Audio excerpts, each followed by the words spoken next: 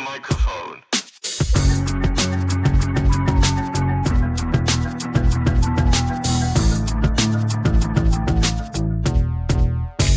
With a guest. Hey! Whoa! Oh my god! What is that? Oh my god! How did you get back in here for the third time? I can't fucking believe it! Moi? Me? In this economy? Now wait a minute. Where's Cass? Trump's America? I killed him and I took his soul. Damn. I ate his heart to absorb his power. I have now the strength of 1.2 men. It's like fucking Tim and Eric's $1 billion movie. I'll eat their fucking hearts. Played by Bill Loggia. Wait. Robert Loggia? Robert Loggia. Was that Robert Loggia actually? Oh my Who's it? god. Yeah, I'm gonna eat the fucking heart. I'm gonna eat your fucking soul! Yeah, I'm trying to remember. We watched that all together on a Discord call. I'm trying to remember. It was such a mind fuck of an evening. It was you, me, and Zane, I don't even remember. Right? Yeah. One of my favorite. I still use a line from that movie all the time. Like out of context, I'll be like, "Top Gun from the top." Like, I occasionally like I'll be like sitting in bed trying to sleep, and I'll just think about John C. Reilly throwing the fucking animal over thing, and it's clearly not him. It's clearly just like a doll that they've thrown over the side, and I'll just start laughing uncontrollably.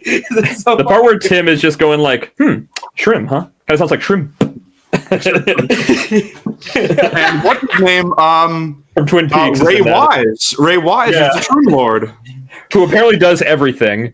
He'll literally just show up for any piece of work whatsoever. He will. I met him in person one time. He's great. Oh God, that's they were doing a live Twin Peaks Fire Walk with Me screening, and him and Cheryl Lee were both there. Oh, that's cool as fuck. That sounds actually like a great time, honestly. Yeah, so I you asked about Tim and Eric specifically, not Twin Peaks. Very different. Yes, very Simon. Simon, you really enjoyed that shrimp scene in that movie, right? Where Eric was getting shat upon by many children, right? The children just shitting on him. We were watching that, and we're just kind of like. Movies will make me like I'll be like really into them. Movies will piss me off, movies will like make me just. I've never been so like horrified by something I was watching than that fucking. I watched some pretty fucked movies, so like when you you've watched the like anything made by Ari Aster, your bar's pretty high, right? Like, you have a high bar you're in for some shit. stuff. Yeah, and I went into Tim and Eric like knowing it was going to be nonsense, but then when it got to that, I really didn't have the words for it. Like I think I didn't speak for like 20 minutes afterwards because I just couldn't fucking believe what I had just witnessed. And that movie is great, but it's funny. Yeah, it's funny. Very specific reasons. Man, I wish I could still keep up with Tim. I used to keep up with him, his whole extended cinematic universe of on cinema, stuff that was happening. I haven't been able to follow it for a while because he made it like a paid thing. Mm-hmm. But man, I was wondering why it wasn't on YouTube anymore. I was just kind of like, oh, that's why. Right. Yeah, put it behind a paywall. But I thought that Tim Heidecker was probably one of the biggest geniuses on the planet because there was a point on Cinema, which is a movie review show, where a story came out about how he was responsible for the deaths of like 16 teenagers at an electronic musical festival because he was handing out like poison vapes or something. Yeah. And so he goes to court and they have an entire like a mock trial with like lawyers and a judge, and it's like there's no cuts. It's like a live trial and he's like defending himself. It's incredible. Oh my god! Incredible. It's I showed that was wrong. We watched the Captain America Brave New World review that they did, and that was that was incredible. He's like, I give it 5 bags of popcorn and a packet of ants or a packet of sugar because what was that? Ants. Oh, that's man! Get him back in the movie.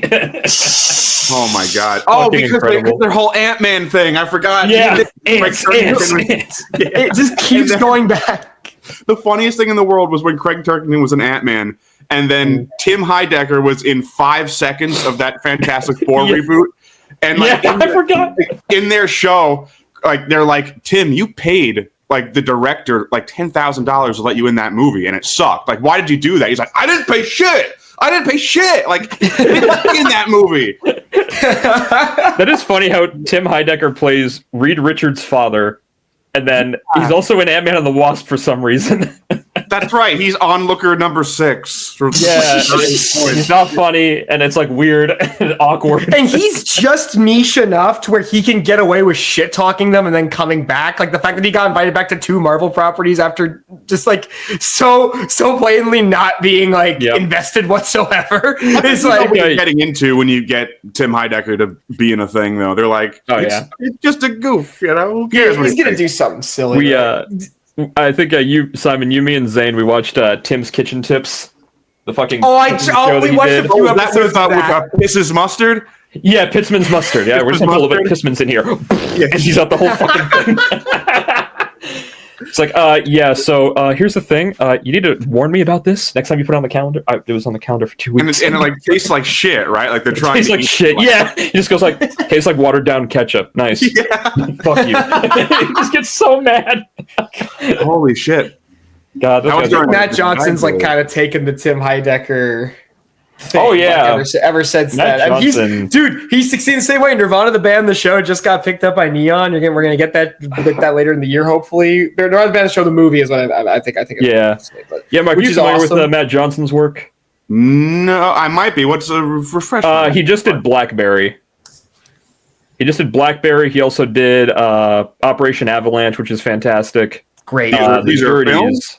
Yeah, so Blackberry was that one. It was about like, Blackberry, the phone or whatever. Jay Baruchel in it. Oh, like the story of Blackberry. Yeah. No, I've never seen those. Very good. Highly recommend it. Really good. Very social network-esque. And who's this gentleman? Matt Johnson. He had this amazing show on Viceland, which was, the Canadian version of Vice, called Nirvana, the Band, the Show. And what that show is about, it's about Matt Johnson playing himself pretty much, along with Jay McCarroll, who basically is his co-star and also his guy who does the music for a lot of his shit. And basically they play these 2 guys who are desperately trying to start a duo, like a band, but the entire show is basically like they don't do it because they're too focused on the idea of just like how to do it, like how to get famous and how to like, get flyers out and stuff. And how the show is done is they use a bunch of copyrighted shit, but they make sure it falls under fair use because they don't include like, certain elements of it. Like they did a whole episode where they did a parody of Daredevil, like the show. They used the whole intro, like basically shot for shot the intro with like the blood and shit, like little shots from the show. And I'm just like, what the fuck are these guys doing? Like that episode is funny because basically Matt gets blinded by a TV because he is basically watching all 3 Star Wars movies with like inches from the screen. He goes blind for a day, and then a fight scene happens. He just becomes Daredevil because he's blind. Okay, he's blind now. Superpowers and whatnot. Yeah, and basically, that show is fucking genius, and it's all done with kind of like in a Borat style, like an Aragon, where they do a bunch of public stuff, and nobody knows what the fuck the gimmick is, they are, what they're doing. Tough. It's tough to find a good one of these days because even Eric Andre, as much as I love him, it's like you can tell in like definitely his newer stuff where it's like, well, this is all scripted. It's like there's no way they had a guy running around with like a gun covered in blood. Like, it's like there's no way that this is real. Like they would have been sued to oblivion. So Mike, the best thing that Matt did though is they made a movie called Operation Avalanche, which is a genuinely fantastic movie. It's basically like it's like a found footage style movie. It's like an alternate, like, and what's the name showing you how they faked the moon landing. Operation Avalanche.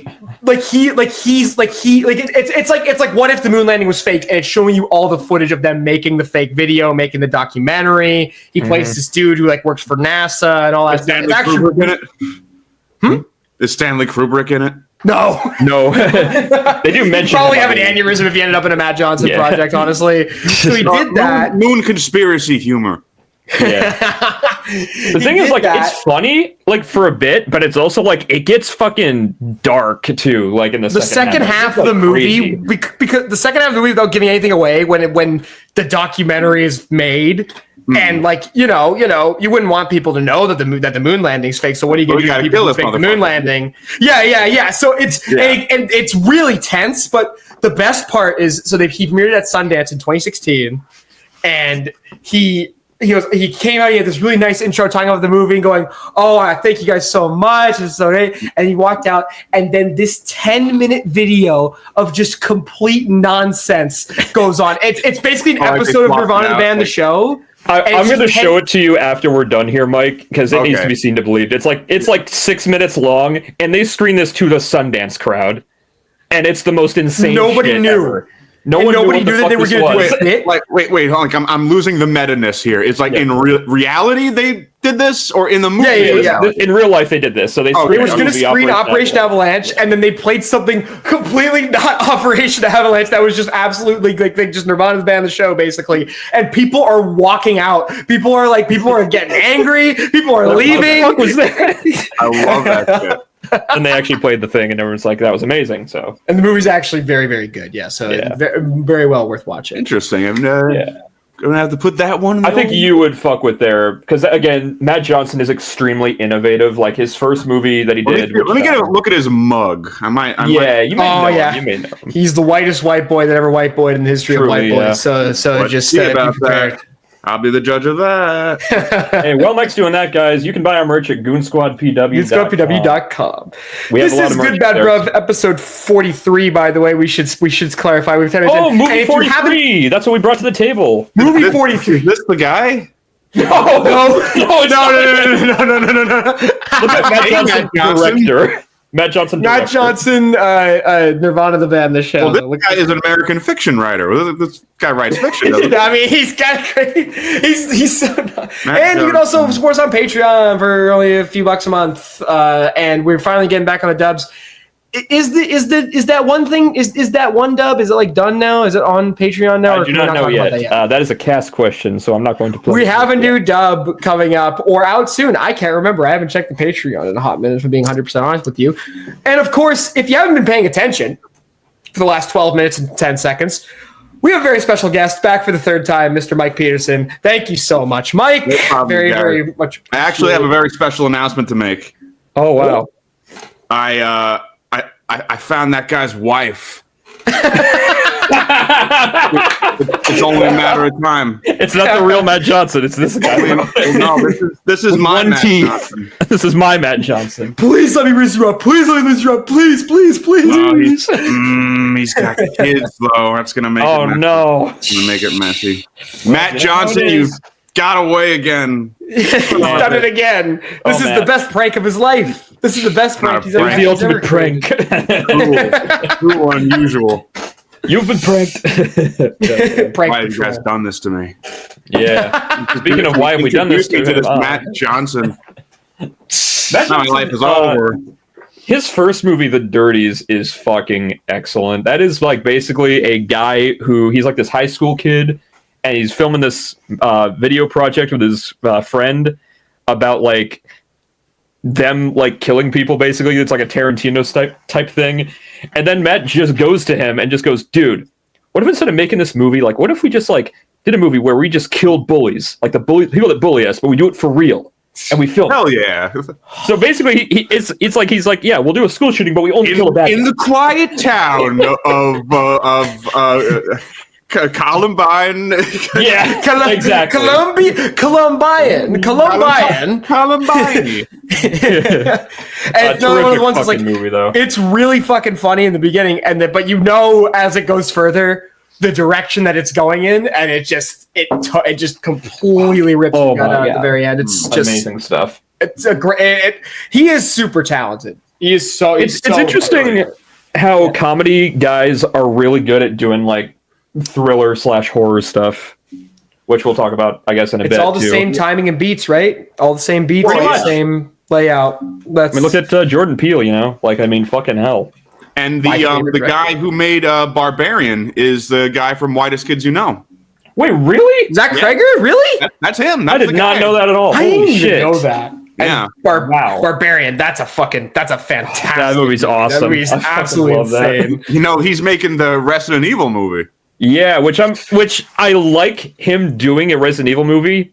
I don't trust Sony doing another one though. That's the problem. Like they've proven time and time again. It's like Resident Evil, even in like the game universe, like doesn't work as movies. Like I watched those like It's a the game. animated Resident Evil movies, like and like it's got like the same Leon S. Kennedy, like he acts the same way from the games, and Jill Valentine, all that shit. But it's so fucking stupid. Yeah. So stupid. It's like shockingly stupid. It makes you think like, wow, is Resident Evil actually fucking stupid? And I just didn't know it because it's not a game. And when I'm watching it like this, It's like the idea, man, is just like I like being Leon and I like being Claire, and you want to be the fucking- characters. You don't want to watch them do shit. I've learned that very recently. Same with fucking Star Wars at this point. It's just like maybe Star Wars just belongs as a game at this point.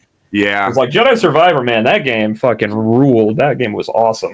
I feel like anytime there's a movie now, like when someone has like a superpower and like there's a scene where like, you go like this and like they're shooting energy beams, they're making a shield, but like it looks so fucking stupid now. Yep. Like, you're like, Oh, yeah. power activate. Yeah, I'm just like, It's like it's like you can tell, especially when they're like more celebrity kind of actors, and like they can't even like picture what they're doing is cool. So they're just like, it's like I'm so it's like tired of it. when they were filming Age of Ultron, and like the actors, because basically James Spader had to wear like this thing where he had like a green screen like ball, like so you could to look show at his Ultron's head, right? head. Yeah, He was on like And- stilts and shit too, right? Like wasn't he like elevated Yeah. and shit because So because he's not so- as big as Ultron? yeah. So basically, they had like a thing with like a ball on it to show where his head would be.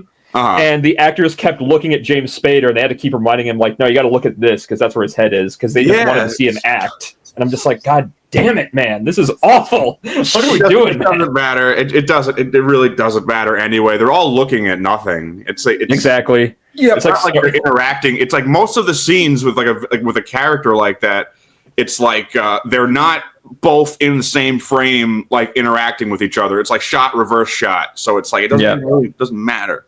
Yeah. It's a lot. You don't really get like a sense of this. I think that's why Thanos works, is that you even though like you're right, shot reverse shot in a lot of these cases, you still had a lot of him like properly interacting with a lot of the cast in those two Avengers movies and like being physically active. Like I think that's why he works more than like an Ultron. Yeah. Personally, it's not perfect by any means, but I think that there are examples of where it can work, and there are also examples of where it's just like. Well, the thing is, though, You got a lot of work to do to make like a big purple man from space be like a believable character that like you actually care about.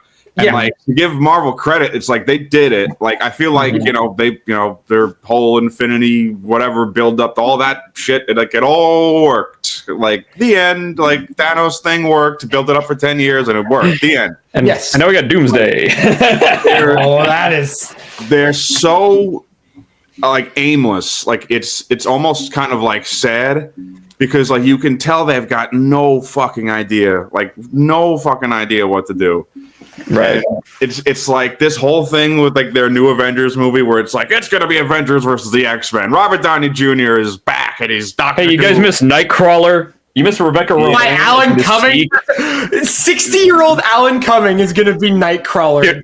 I just watched. They're so desperate. I just watched Spy Kids 3 the other day, and Alan Cumming in that movie is the thumb. What's it name? Foops Foogly, whatever the fuck. Foop? Yeah. The part where he's just like, who, what, when, like that shit. Is I am only just putting it together that he was Nightcrawler. Yep. Yeah. God You can damn. see that, folks watching on YouTube.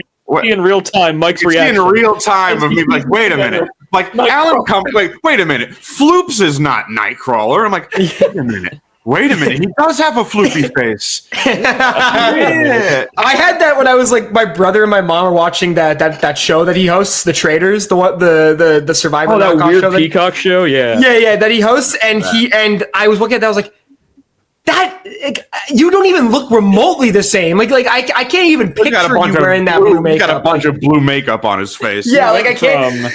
You gotta forgive. He went us. from Alan Cumming to Alan Came. Alan comes. Alan gone. Alan gone. Alan busted. Alan has left. Oh boy, yeah. That's, that reveal was pretty fucking stupid, huh? The chairs. See, we can't say that the way because we were sitting on a Discord call watching it, so like we kind of not in like contributed a in fun way though. We were doing it in like a. It was very smart of them. Yes. Like when I realized what was happening, it's like they're getting thousands of people to watch this, and they're breaking each reveal between like 20 minutes. And it's like people are just watching the whole stream. It's like that's so much money. Like, yeah, exactly. It's genius. They made so much money. It's like that's you gotta tip my hat to that stuff. Yeah. It was pretty stupid how at the end they were like, and guess what? And Robert Downey Jr. going. It's stupid. Already know. If that was where they announced it, if that was where they people would have fucking lost it. People would have. The internet would have melted down. It would have been fucking crazy. Like if they had hid that he was Doom the entire time. Like if they had like not revealed him at the Comic-Con, they reveal him in this, but they don't say that he's Doctor Doom. They don't say he's Doctor Doom. They think you assume he's Iron Man, and then he shows up and he's Doctor Doom. That would have been something I could have gotten down with, but you know.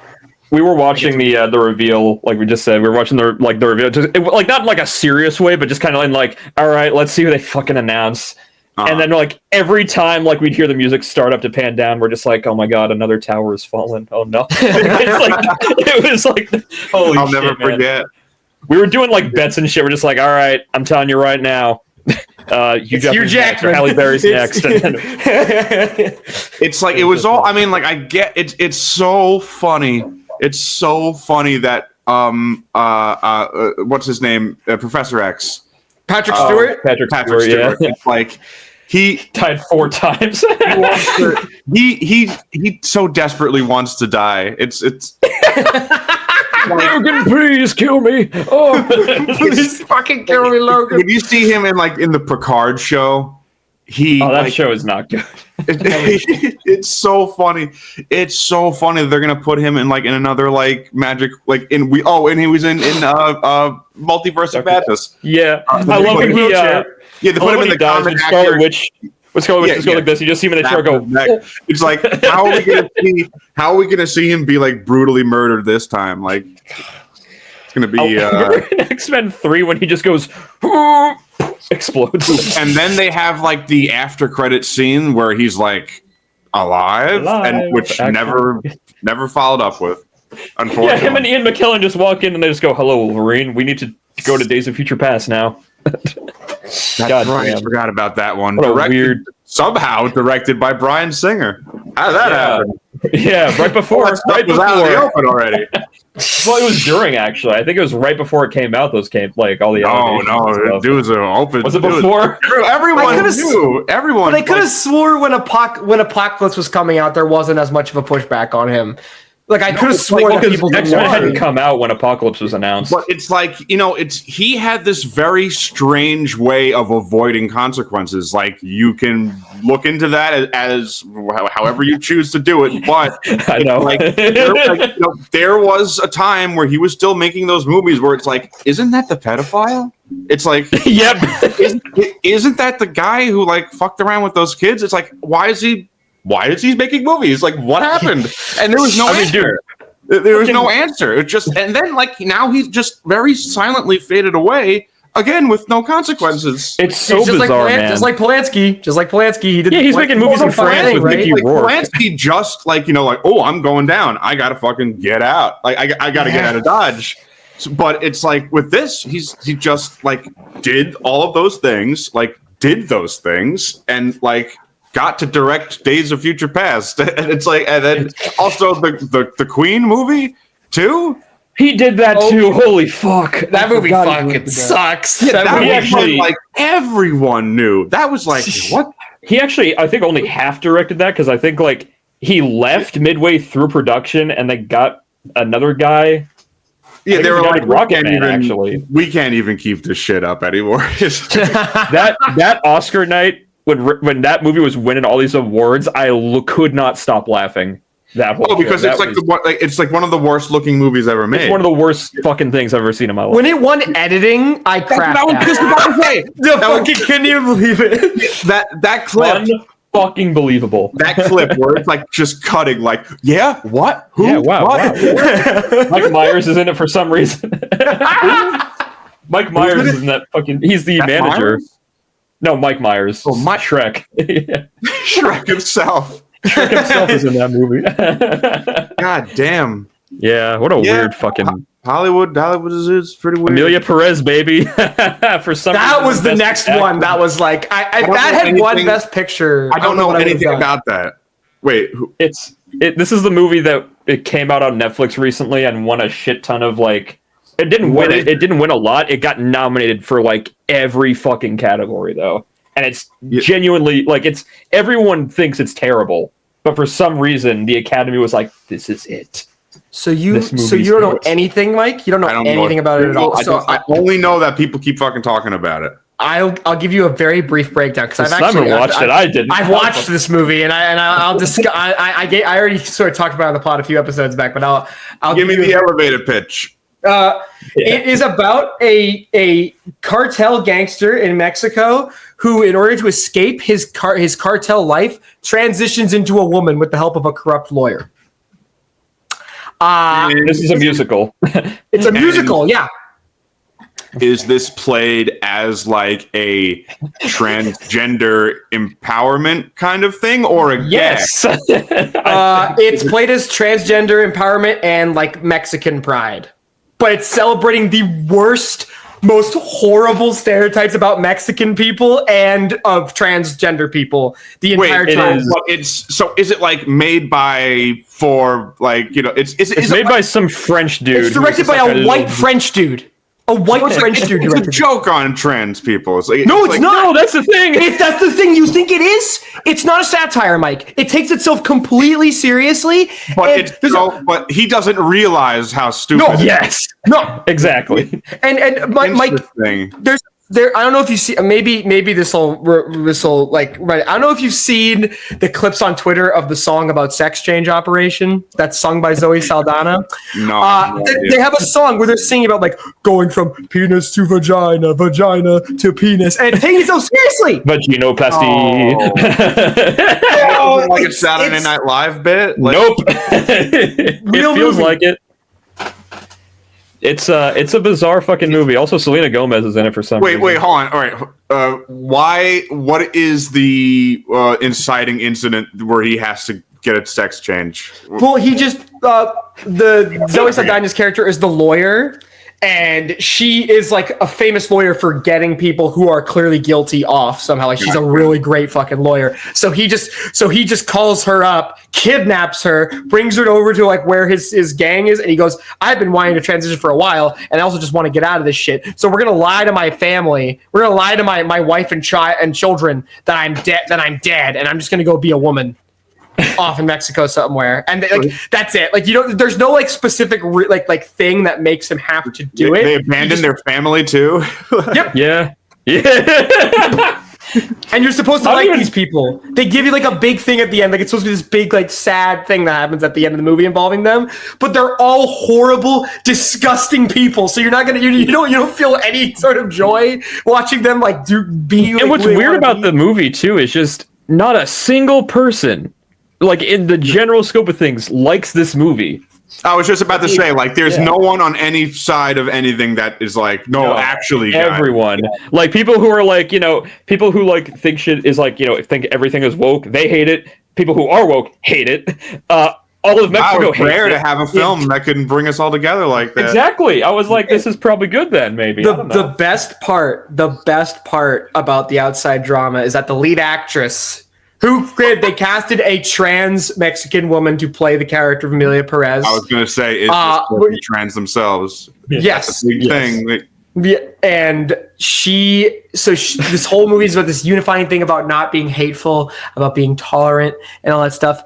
And they found old tweets of this woman being viciously racist to Asian people, viciously fucking racist to black people. Like, and the sad thing is, I think that's the only reason it didn't win Best Picture was because all that stuff came out. I think if that didn't come out, it would have won 100%. Owen even made a joke about it too. He was like, like right at the show. That sucks, but like, I also like, I legitimately think it's like that's not a problem. It's like. Fucking, oh, exactly. Like no one actually gives a shit. It's like if you're like actively like saying like crazy shit, then that's a problem. Yeah, it's like you made a joke about China. Yeah, exactly. 20 years ago. It's like, well, I think the main reason for this, I think, is just one of those things where it's just like, finally, I have a legitimate reason to hate this person now. Thank God. Like, I think that's where it was really at. And exactly. I'm like, I agree. And I will say, it went a bit further beyond jokes. Like, some of the shit that she was saying. Oh, it was full on, like really, black people shouldn't exist. I was like, what the fuck? Black people shouldn't be on. I think it was something like black people shouldn't be allowed on award shows. Like, black people shouldn't exist. That's where we're going. Okay, so it's like, what? So it's a little more extreme than I had. Yeah. I thought it was just like, hey guys, be so sorry. Like, eat your Coke. Oh God. Jesus. Yeah, that's a tad extreme. That's like when Dilbert unleashed his power level. Oh yeah, dude, the guy who wrote Dilbert. What the fuck was that? The guy who made Dilbert. He's like, guys, you know what? Like, black people, not great. And it's like, wow. It's like he's not even subtle about it. He's just like, yeah, I don't want to live by them. It's like, whoa. It's like Papa John. That's like Papa John's racism right there. That's some Papa John's. Papa John's was like more like confused grandpa in the business meeting. Yeah, exactly. When he drops the N-word in front of all his shareholders. It's like, Papa, what is like? It's like we're all making $1 million. Like, all you had to do was not say that. We would all make they don't call him like Mr. Johns. They call him Papa. Like, Papa, you should have said. It's like they hang up and they're like, Papa, what have you done? Papa, no. Papa, do you realize? Papa Louie has said the N-word. Fuck. Surprised Papa John didn't hook up with Papa Roach. That would have been a pretty good collab, you know? They could have made the Roach pizza. Yeah. Papa Roach, fucking last resort. Cut my life into pizza. You know, cut my life into pizza. Oh, man. Hell yeah. Yeah. Oh man. Yeah. The Oscars were. The Oscars. So I didn't watch the Oscars at all because I didn't know anything. Not a single fucking one. Except I was off of NyQuil watching it, and I was like, "Am I in hell?" I was like, "What one for?" I guess like I think Flow was a good winner for animation, but that was a good movie. But like I saw that movie Anora won, and I'm like, well, got to check this out. It was good, but question mark. It's like, usually like I'm good at being like a kind of person who picks up on like subtext movies, so like movies that like are about something. Like what is like what is like the internal arc of this character, and like what does it all mean? I didn't get it. I didn't. It's like she falls in love with this, or question mark falls in love with this Russian millionaire kid, and then like it finds out that he's an asshole, or knows he's an asshole from the beginning, and like doesn't admit it until the end, and then it ends. Yeah. I'm like, it's like, well, that was like, I liked the directing. It's like there were very well directed scenes that were like very interesting to watch. Yeah. But like I don't get it. I don't get what that movie was about. If you guys have seen it, like I haven't seen it yet, but I've heard. I didn't mean to spoil it. I mean, it's not. No, I already know. I already know what it was about. I know the general vibe of it. It's like if you know the general story, like that's it. Like that's all you get. Like it's that.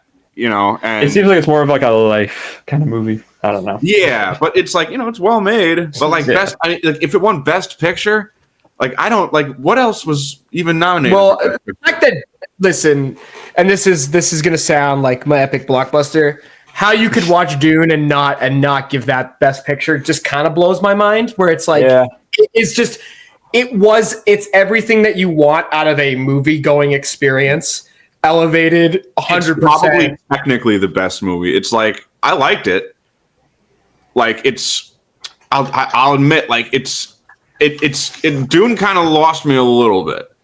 Mm-hmm. It was just only because like as I was watching it, I was kind of like, I really wish I could pause this movie right now. Like it was like, because you saw it in theaters, right? Yeah, I saw it in theaters, and it was like I liked what I was seeing, but like I didn't like it enough for like I wanted to get up and do something else at one point. Yeah, really badly. That's fair. Like, it's like I really don't necessarily feel that like often, but like during Dune, I'm like, wow, this is great. I love it, but like I don't want to sit here for another hour and 30 minutes. I was gonna say, because you're not really a movie theater guy, right? Like I'm not. Like unless it's like it's got to be just right. It's got the conditions. I agree. To be just right. 90 minutes. No breaks. 90 minutes. It can be a long, like say Quentin Tarantino. Like fucking, I loved seeing his last movie in theaters. That was a great experience.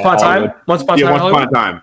Yeah, and I'm like, this is long, and I know it's long, but like I don't want to do anything but watch. Me too. I love that movie. Like my attention was zoop right in there, and I guess that criteria for me is gotten pretty. Like I don't even know what I'm looking for these days. It's tough. Tough Yeah. That was that's really like The Social Network, because like I watched that again like a couple weeks ago, and I'm just like watching this and I'm just like, it's been 90 minutes already. What the fuck? Yeah, like I was just like, wait. There's actually we're probably going to get into it, but there is something that we were gonna talk about if we're going to get into it. Yes, we are. Right. I forgot about this. We can actually transition to that pretty soon. Actually, hey guys, guess what? We're canceling the pod. No, I'm sorry. Yeah. Anyway. Yeah. It's just Mike folks, now. Yeah. We don't have a traditional what we got per se, or traditional like structure to this episode really, but we there's a lot of really good fucking TV out right now, and we are going to kind of chat about what we've been watching. Yes, one thing in particular that I we can either start with that or we can end on that if you. I don't care.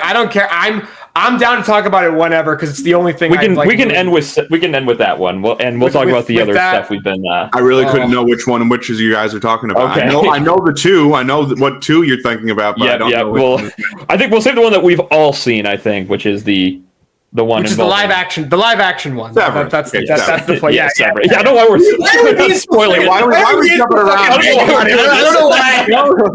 Well, because Mike just started going like, that thing, and I'm just like, okay. Yeah. So if we can, let me start by saying this. Yeah. Go ahead. Just to bridge into what I was talking about before. Yeah. There are times in my life like where I have like this viewing experience where I'm like so locked in, like where my heart is like beating, like I'm like literally like on the edge of my seat. Like that's happens maybe like a handful of times in my entire fucking life. The Severance finale was one of those, and like for the entire every second, I'm like slurping it up. I'm like, God, I love everything that's happening.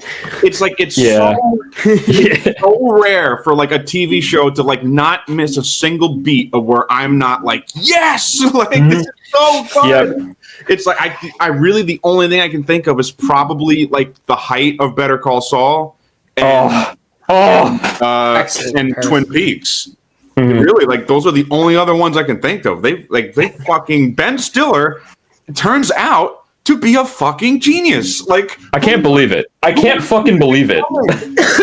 Like it's really up there. Like as one of the best shows ever made. Like it's shocking. I was thinking about it, and I'm just like looking at Ben Stiller's previous work. Like his first real foray into like you know kind of serious stuff was Walter Mitty, which I like. It's good. It's good, but I was like, it made me think of him as like kind of like one of those directors where it's like finally get to make my dream thing, and it's not going to click with a lot of people, and like that's okay. Like I dig that. I didn't dig Walter Mitty, but like I dig that he is like, this is my thing, and I want to make it. And like, I'm gonna put myself in it, like, and I'm gonna make this my thing, and that's cool for him. But like, didn't really click. It's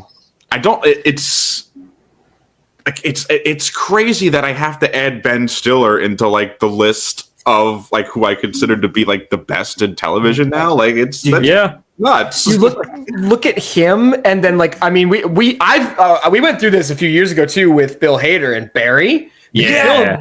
You perfect example. Yeah. Bill Hader. You talk about being locked in. Say what you will about Barry, how you think it ended, whether you liked the ending of Barry or whether you didn't. I think it's genius. Yeah. Whether you liked it or not. I know a lot of people because I had this debate. It's the fact that he did exactly what he wanted to do with that show. That's last season. I can understand why. I don't not to interrupt you, but I love that season. No, go ahead. No, that's all I wanted to say. I just thought that was cool that he got to do what he wanted to with that ending because it's fucking weird to end a show like that.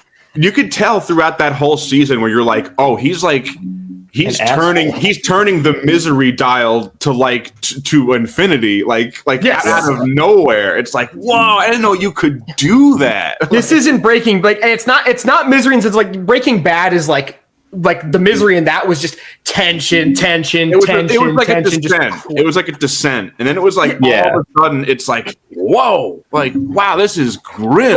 Like that episode, the time jump when it's just Barry, Sally, and the kid in the middle of nowhere. You're fucking weirdos in the middle of nowhere. This dude's dressed in black, just like looking at her, like what the fuck? Yeah, and she strangles that dude in the bathroom. Like she's just so like she's giving the kid alcohol. She's gotten to the point where she's giving the kid alcohol, like to shut him up. It's like holy fuck. The way that ends, spoilers guys for Barry, but just like the way it ends with the biopic of him, and then it just goes, he was laid with and full they make him the hero, and they make him the hero. Holy like fucking American Sniper, bro. I was like, holy shit, Bill Hader is tapped they make the Cousineau guy like, haha, Barry. Oh yeah, and he has like a faux British accent, even though he's not even. He's fucking Henry Winkler. I'm going to frame you, Barry, and no one's going to believe you. They're going to put me away for this. They're going to put me away for this, Barry. I always say that. Dude, and what also is crazy is like you look at Hader, like we talk about like the comedy and the horror thing being so honest with Hader, comedy and action. Like that season 3, the bike chase in season 3 is like one of the funniest, but also super most engaging chase sequences I've ever seen in anything ever. So good, so well shot, and it's still funny. Yeah, like, I remember that bike chase ends with a random guy shooting the biker, right? Yeah, he's like on the roof. He's like on the roof. Car dealer, yeah. He's just like, I'm not doing this again. A random argument. It was so funny. It cuts to a guy just like that same guy like earlier on before like the fight goes there, and just goes like, yeah, so this basically has like 13, like a bunch of horsepower on it. Oh, by the way, my wife died recently, or something. He says something like that. It's so funny. Dude, that and like Ronnie and Lily, like that whole episode is such a ridiculous like little peer into madness. It's crazy. I mean, how fucking really talented these funny people are. Like, damn, what a jack of all trades kind of situation. That's I was gonna say because with that, like, because I was thinking about it recently, kind of how like where I thought TV, like the good stuff really ended was like it was like the punch of like Saul ending, and then Barry, and then Succession. Barry, and Succession. That was one of my all-time favorite shows. I love that show so much. That was the last time when there was like 3 like quality things happening at the same time. Yep. And oof, that's we had a good stretch where it was just nothing on TV after that. I was like, oh man, this is even stuff that you like are entertained by, like Wyatt and I've talked about this. I love Stranger Things. Like I do. I like it too. I love it. I love Stranger Things. Yeah. Like I haven't. Am I nostalgia blinded by it? To an extent, yes. I admit that I'm willing to bypass certain problems the show has because I have a very deep love for the first season. That's crazy that it came out that long ago to have nostalgia for. But it's weird ago, man. It's 10 years. 9 years. Fuck, it's not 2024. I thought it was 8 years. Oh my god. It's almost 10 years old, man.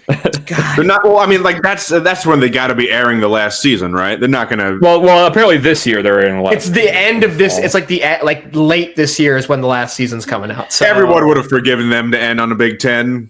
They should have just held on to it. Here's the thing with that show. It's like first season great, second season terrible, third season I like the second season actually. They have. I agree that the first season of that show is great, but they have a serious issue that they could have addressed. Yep. But like to keep the characters the same age or like within the same age, while like years have gone by, like these characters are definitely went through puberty and everything. Mm-hmm. Yep. It's like it's so jarring to see like them. Like there's like those when they show flashbacks, I'm just like they're like 4 here. They're like babies. Yeah, like when you see the first season, it's like they're like babies. Yeah, and it's like in like every season they age at least like what by 3 years. Yep. Yeah. 3 to 4 years. 3 to 4 years at pretty much everything. Especially when you're young, that's a lot. Like That's like and I get it. That's puberty. It's like that's from like 10 to 13. That's pretty much when like that's what happens. And I get it. Like this show is like it's in that thing where it's like it's got a big budget obviously, and to be fair, it looks good. The show looks visually great at times. I think it looks. But also, it's I could not tell you what the story is right now. Like at this point, it's gotten so convoluted where I'm just kind of like, okay, sure, Vecna. It's cool. I liked it, but like, I also like, why is he here? I remember the only thing I remember is that there's a big bad guy, and he turned into a monster mash, turned into a monster man. And he's getting out. You got to get revenge. You got to get revenge on those kids because they foiled his plans. You foiled me. It almost goes the alternate direction. Like we're going to talk about Severance, obviously, where it's like Severance doesn't answer a lot of questions. I love that. But want that. Stranger Things kind of fell into that trap of like they went so long without explaining anything that they had to just kind of be like, this is a bunch of shit. Like just like here, like just take it. Yep. And I think they make it work for the most part, like for entertainment's sake. But it's definitely you could tell it's shit they scribbled on a napkin and the night before shooting. Like the thing is with shows or movies that like don't like give you the answers like directly. It's like they're smart enough to like as long as they know the answers, like you can make it work. It's like you can tell with these other things. It's like, oh shit. It's like, what's the story this season? Oh, okay, fucking, we'll write this. It's like, and then we'll have this bad guy. He's gonna twiddle his thumbs, and we're not gonna know who he is. And then we're gonna find out who he is next season, and it doesn't matter who he is. Like we don't know. We'll figure that out when we get there. It's like, but if you can tell with like shows like Severance, it's like the mysteries that are being laid out. It's like, oh, these mysteries have an end to them. Like, there's a link here. There's not just like some guy who's like, oh, here's a mystery, figure it out. It's like this is the beginning chunk of a puzzle, and you're like, ooh, I can actually think about this. It really reminds me of Lost in that sense, because Lost had so many fucking things happen. Yes, Lost would be the ultimate example of the opposite, where it's like they try to explain it, like kind of. It's like they had these cool ideas. It's like, what are the numbers? It's like, ooh, the guy's got to put the numbers in the thing. It's like, what do they do? What happens? It's like, what's the island? What's going on? They obviously didn't know everything. Like at that point, they were like, we're making a TV show. We have to like string the audience along with like, what's this? What's that? Like, we don't know. Polar bear. Exactly. It's like, we'll figure it out when we get there. All we have to do is make the mystery interesting enough. It's like, that's what JJ, have you ever heard of JJ Abrams' fucking mystery box? Mystery box. Oh my God. That's a fucking reference. Jesus. Dude, the mystery box is the mystery box that single-handedly ruined Star Wars forever. Killed Star Wars. It's like it's such an elegant way to describe not giving a shit about your story. Yep. It's like it's the opposite. It's like you can like David Lynch, for instance, all of his shit, like including Severance. It's like all like the mysterious shit. People are like, "What's going on? What does this mean?" David Lynch knows.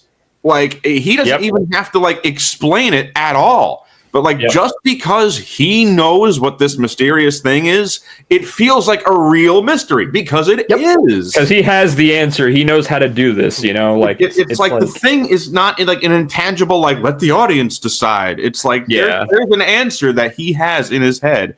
And like and you can like divine from it. Like he leaves like enough shit in there where you're like, oh, that's what he's trying to say with this. It's like, I get Severance, for the most part, is very good with that. The only time I think Severance did veer into here's something fucking weird, because you will know, is like the goats. But the goats are the only thing that's like it's so superfluous to the plot. Like everything involving Lumen and Mark and his wife and everything that's going on with Helly, like all that stuff feels like it has an overarching thing. Milchek, Miss Cabell, they have a like I think of like episode 8 of season 2 where it's like people really didn't like it. I actually quite enjoyed it because you finally got a peek back into her life, right? Yeah, I remember watching that episode being like, wow, people are gonna think the people are not gonna like this, because the previous I didn't hate it whatsoever. I thought it was fine, but I thought it was fine too. But like, also, I think the previous episode was a pretty big one. I forgot what happened. I was gonna say, man.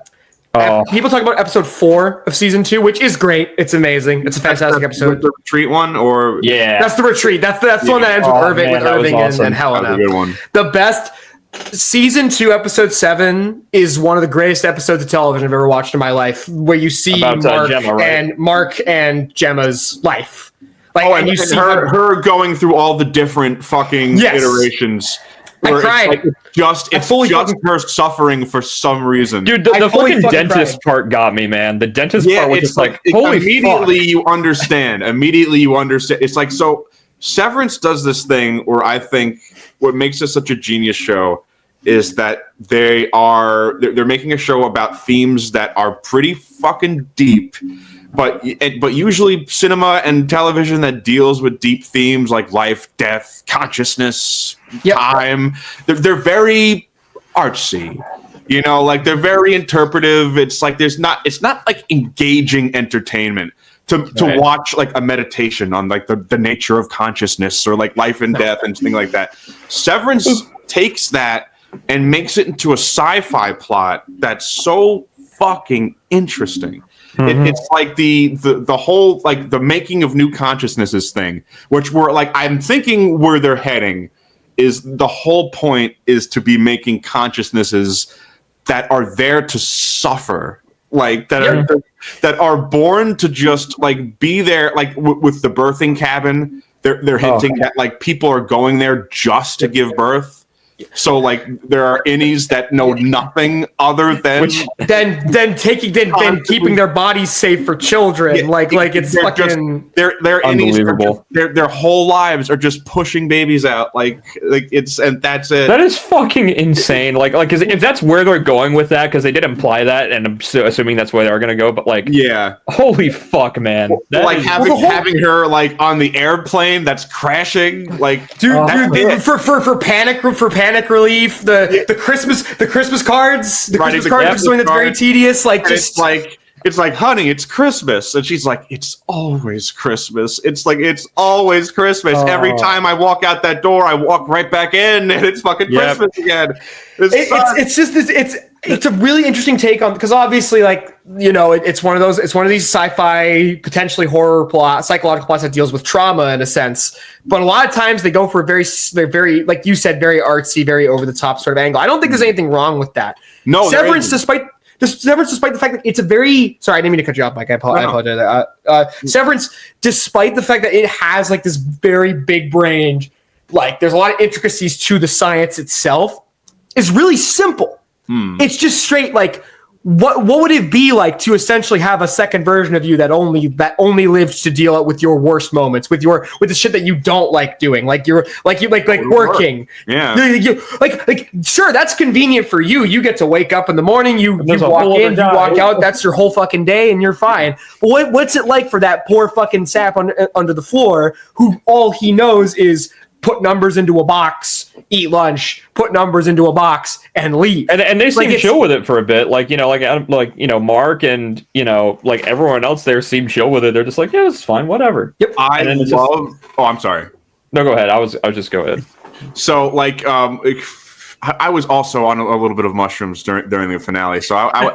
I wish. I fucking wish. I was extra into it, but I fucking loved like realizing like, okay, they're painting Mark's Audi to be a complete asshole. Like he's an irredeemable asshole.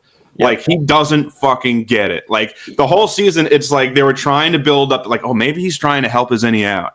Maybe he's like trying to do something noble. And it's like, no, he sucks. Wants his wife. He just fucking sucks. It's like when any Mark is like, as soon as I'm out, like I'm dead. You're just gonna kill me. Yep. It's like I'm fucking dead. He's like, no, we'll figure it out with this merging thing. He's like, what the fuck is that? What the fuck is that? Yeah, exactly. It's so like that conversation. That whole thing was brilliant. That whole conversation. That scene, like that's what I was talking about. Where I'm like I'm like locked in. I'm like, yeah. I watched the show with I watched a show with my mother. My mom is like fucking like we started watching this and she's just like, what the fuck is this? And then like that scene came on. That whole finale, we were both just like, what the fuck? Such a good idea. Such a fucking good idea. Cool, man. And just like I love how just like he walks right out that cabin. And just walks right back in. Like it's not a huge deal for him to do at this point. It's just like he's having a conversation with himself. And they're having a conversation with him, like, outside as his Audi Mark, and they're inside, and it's just like it's so like cool. They're giving like every single person in that cabin is like giving any Mark like is such an obvious answer. They're like, you are definitely gonna die. But are you really gonna lay down and just take it? Like, are you gonna be what you like? Any Mark was designed to just be a husk that works and then be tossed aside. And he's like, no, wait a minute. Like, I am a person. I'm in love. Like just like you, I'm in love. Yeah, and Audi Mark is like, I like that thing you got going on down there. It's like, asshole. It's like, and you find out like that selfishness that Audi Mark has is so like the same selfishness that caused him to create Any Mark in the first place over the grief of his inability to cope with the fact that his wife fucking died is the reason that he's even in this situation to begin with, right? Like, which is like, and I guess I like that they like. I love the whole. Like David Lynch explained having a mystery in a TV show perfectly. Like I might be accrediting this to somebody else. I don't know if he said this, but it's like imagine in Gilligan's Island if they got off the island. Yep, exactly. Like, wouldn't be fucking Gilligan's Island anymore. The whole point is that they're on the island and they got to get out. And like if it ends with them getting out, the show's over. There it is. Show's over. Yeah, that quote does sound familiar. I think that was him. Yeah, so it's like it's cool that like they're so like I still don't really even know like what the whole point of like anything that's going on, and it's like, and then they're kind of also introducing the idea that like maybe the whole world is like fucking weird. It's fucking weird because everyone talks like a fucking maniac. Everyone talks like a maniac, and it's like it seems that like they only go to very specific locations. Like you don't you don't where is this place? you don't get like a view of like the outside world, like the outside like people or anything like that. Like they're like very secluded from everything. Yep. And it's like, man, is it all a thing? Like, is like everything? It's constantly snowing. It's blue all the time. That's what I was gonna say. The blue, the dark colors. I think that's another reason why episode 7 is so good, because you see for a season and a half now, all you've seen is Lumen and then the dark, unforgiving, potentially distorted real world. So when you get a taste of like, it's sunny, it's nice, there's joy in these people's lives before all this shit starts happening, it hits you like a truck, because it's like the world was normal, clearly it's not anymore, something has happened. You get that taste. Get taste that in the Cobell episode too, because like she goes back and visits that place that's been basically drained of all life and personality by Lumen for reasons unexplained. And I think like the craziest thing they kind of like soft dropped was like this thing that has been going on for decades in this universe. Yep. So it's like this is an alternate timeline for sure. Like, obviously, alternate events are happening. Like this is not like the real world. Like things are happening differently here. And they haven't given us a strict time period either. We don't we know it's like generally modern day, but you don't know like when. Well, exactly. They did. I think they did when they were discussing who is The Kier? guy, the guy, the talks like this. Christopher Walken. Christopher Walken. Oh, Bert. Okay. Yeah. Bert. He mentions the exact timeline of when he used to work like at The dinner scene. The dinner scene with Irving and his husband. I forgot. I love that scene where fucking John Turturro walks up to the door. Christopher Walken just goes, "What the fuck are you?" And he goes, just kidding. Come on. He's what an interesting relationship. Like, what an interesting two pairing, like, coupling they are. Like, it's so. And then the guy from fucking what's his name? John Noble. Yeah, John Noble. In, like, every fucking TV show ever is in there. I'm just like, he always shows up to play like the evil conniving, like, I have prepared a trap that you cannot even possibly conceive. Like, because he just looks evil. Like, you just get one look. He just looks like a weirdo. He's like an evil weirdo. Yeah.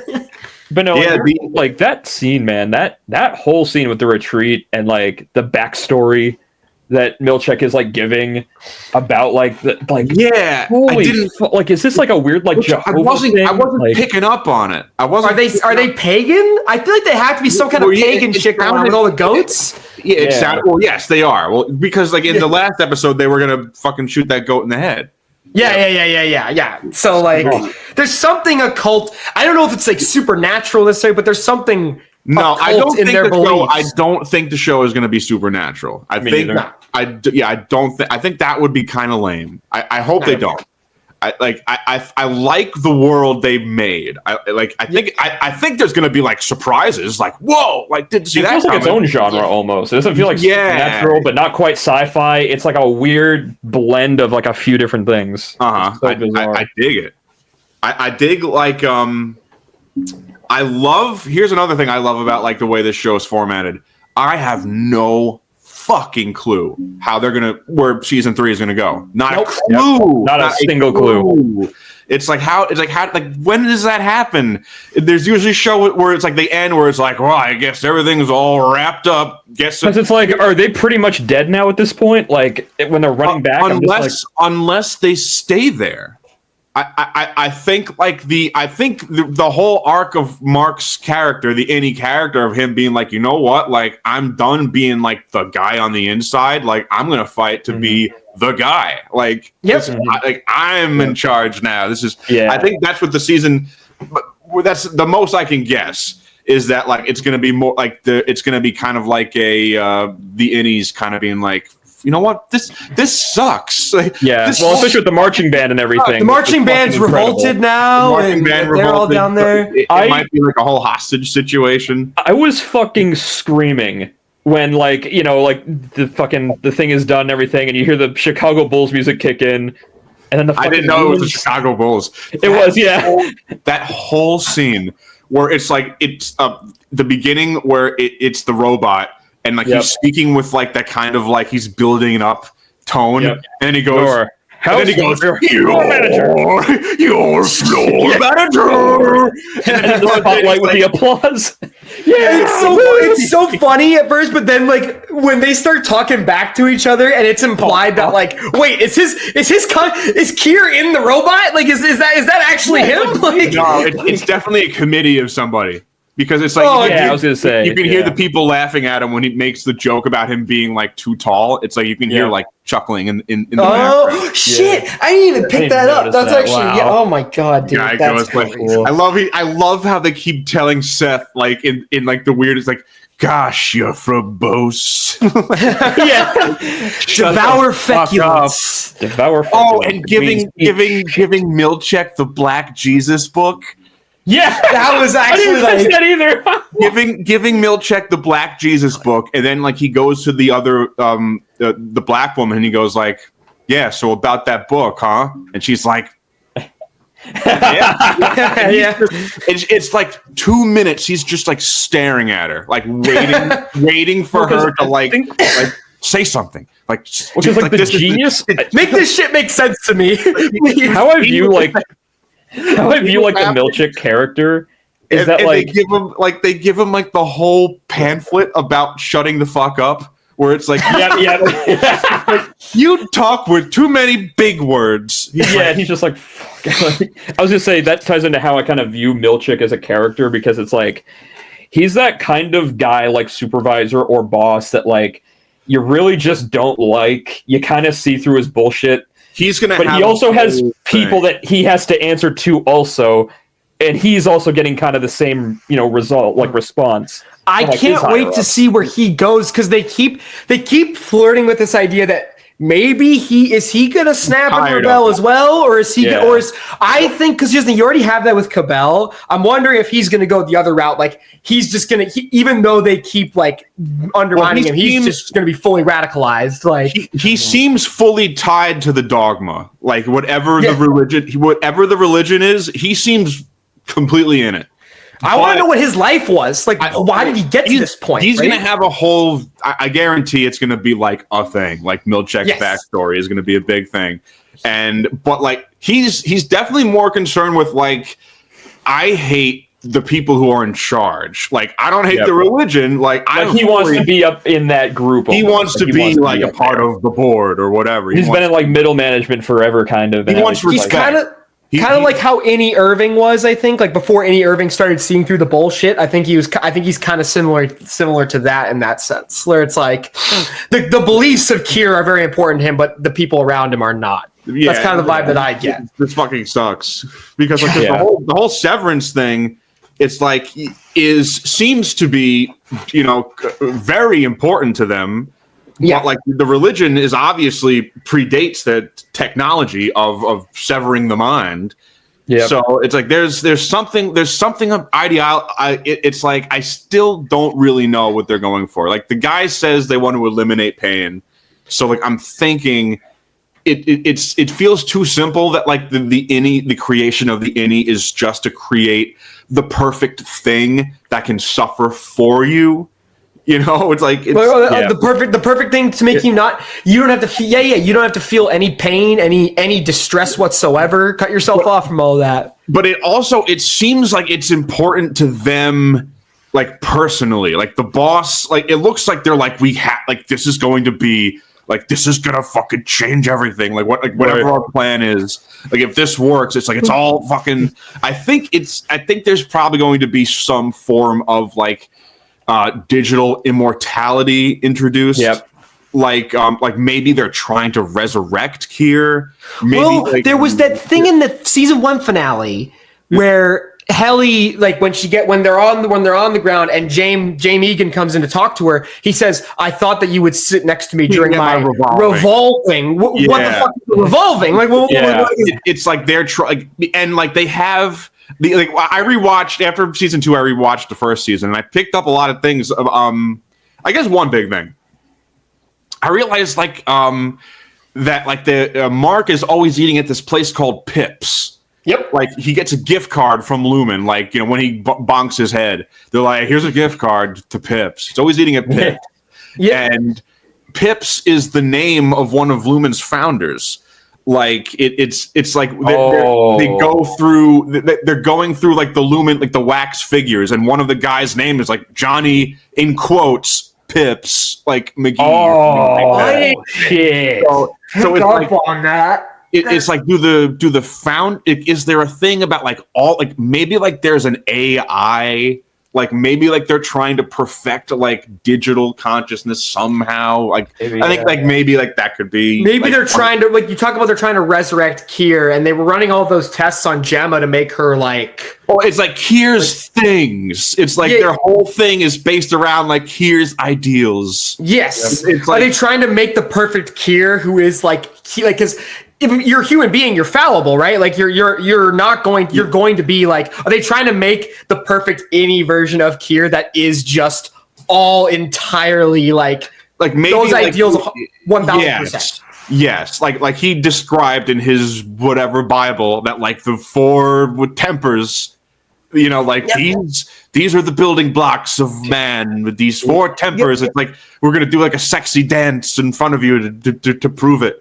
Oh yeah, the waffle party shit. That was fucking weird. Yeah, the waffle party where it's like it's like it's obviously they're not trying to say that they cracked the code to human consciousness and those 4 tempers are what make a human being a human being. It's definitely more complex than that. I think there's like a specific, like a specific thing they're trying to build with that. Just one more thing. Go It ahead. has to be tied to Gemma and Mark specifically because Exactly. you can see in that episode 7, they've been watching them since the beginning. Like when they first meet and they're taking blood and shit. Like, but they have there's no way they weren't watching. Like they have other severed floors though. Like they showed like in the first episode of season 2, like he meets like the replacements, and they're like, oh yeah, I'm from the data refinement lab of this place. I'm from the data refinement lab of this place. Yeah. And it turns out data refinement is just to build Mark's girlfriend. It's it has nothing to do with their lives. It's just Mark's girlfriend for some reason. Why is she so important? It's like, why is she so important? Like, are the other floors doing her just her too? Does the goats have something to do with her as well? Like, what the fuck? do the other people working there, like Dylan and Helly and Irving, like did they have their own versions, like their own personal people who they're working on personally, or are they all contributing to Gemma as well? I think they are implying that for them specifically, like they are just doing Gemma, because it's like the names of their files, like their completed files, like those were the names on the doors that Gemma is going through. Yes. Like all the different like little realities, like those are the files they're working on. So it's just her for some reason. She's got something. She's got it's important for some reason. I love how, like, I mean, you know, we saw her in Game of Thrones, but like Gwendolyn Christie's role in this. It took me a second to realize that was her, and I was like, yeah, same. I'm just like, wait a minute, she's like 6'7". Wait a minute, that's Gwendolyn Christie. I was like, yeah. I think her and the goats. I think they are.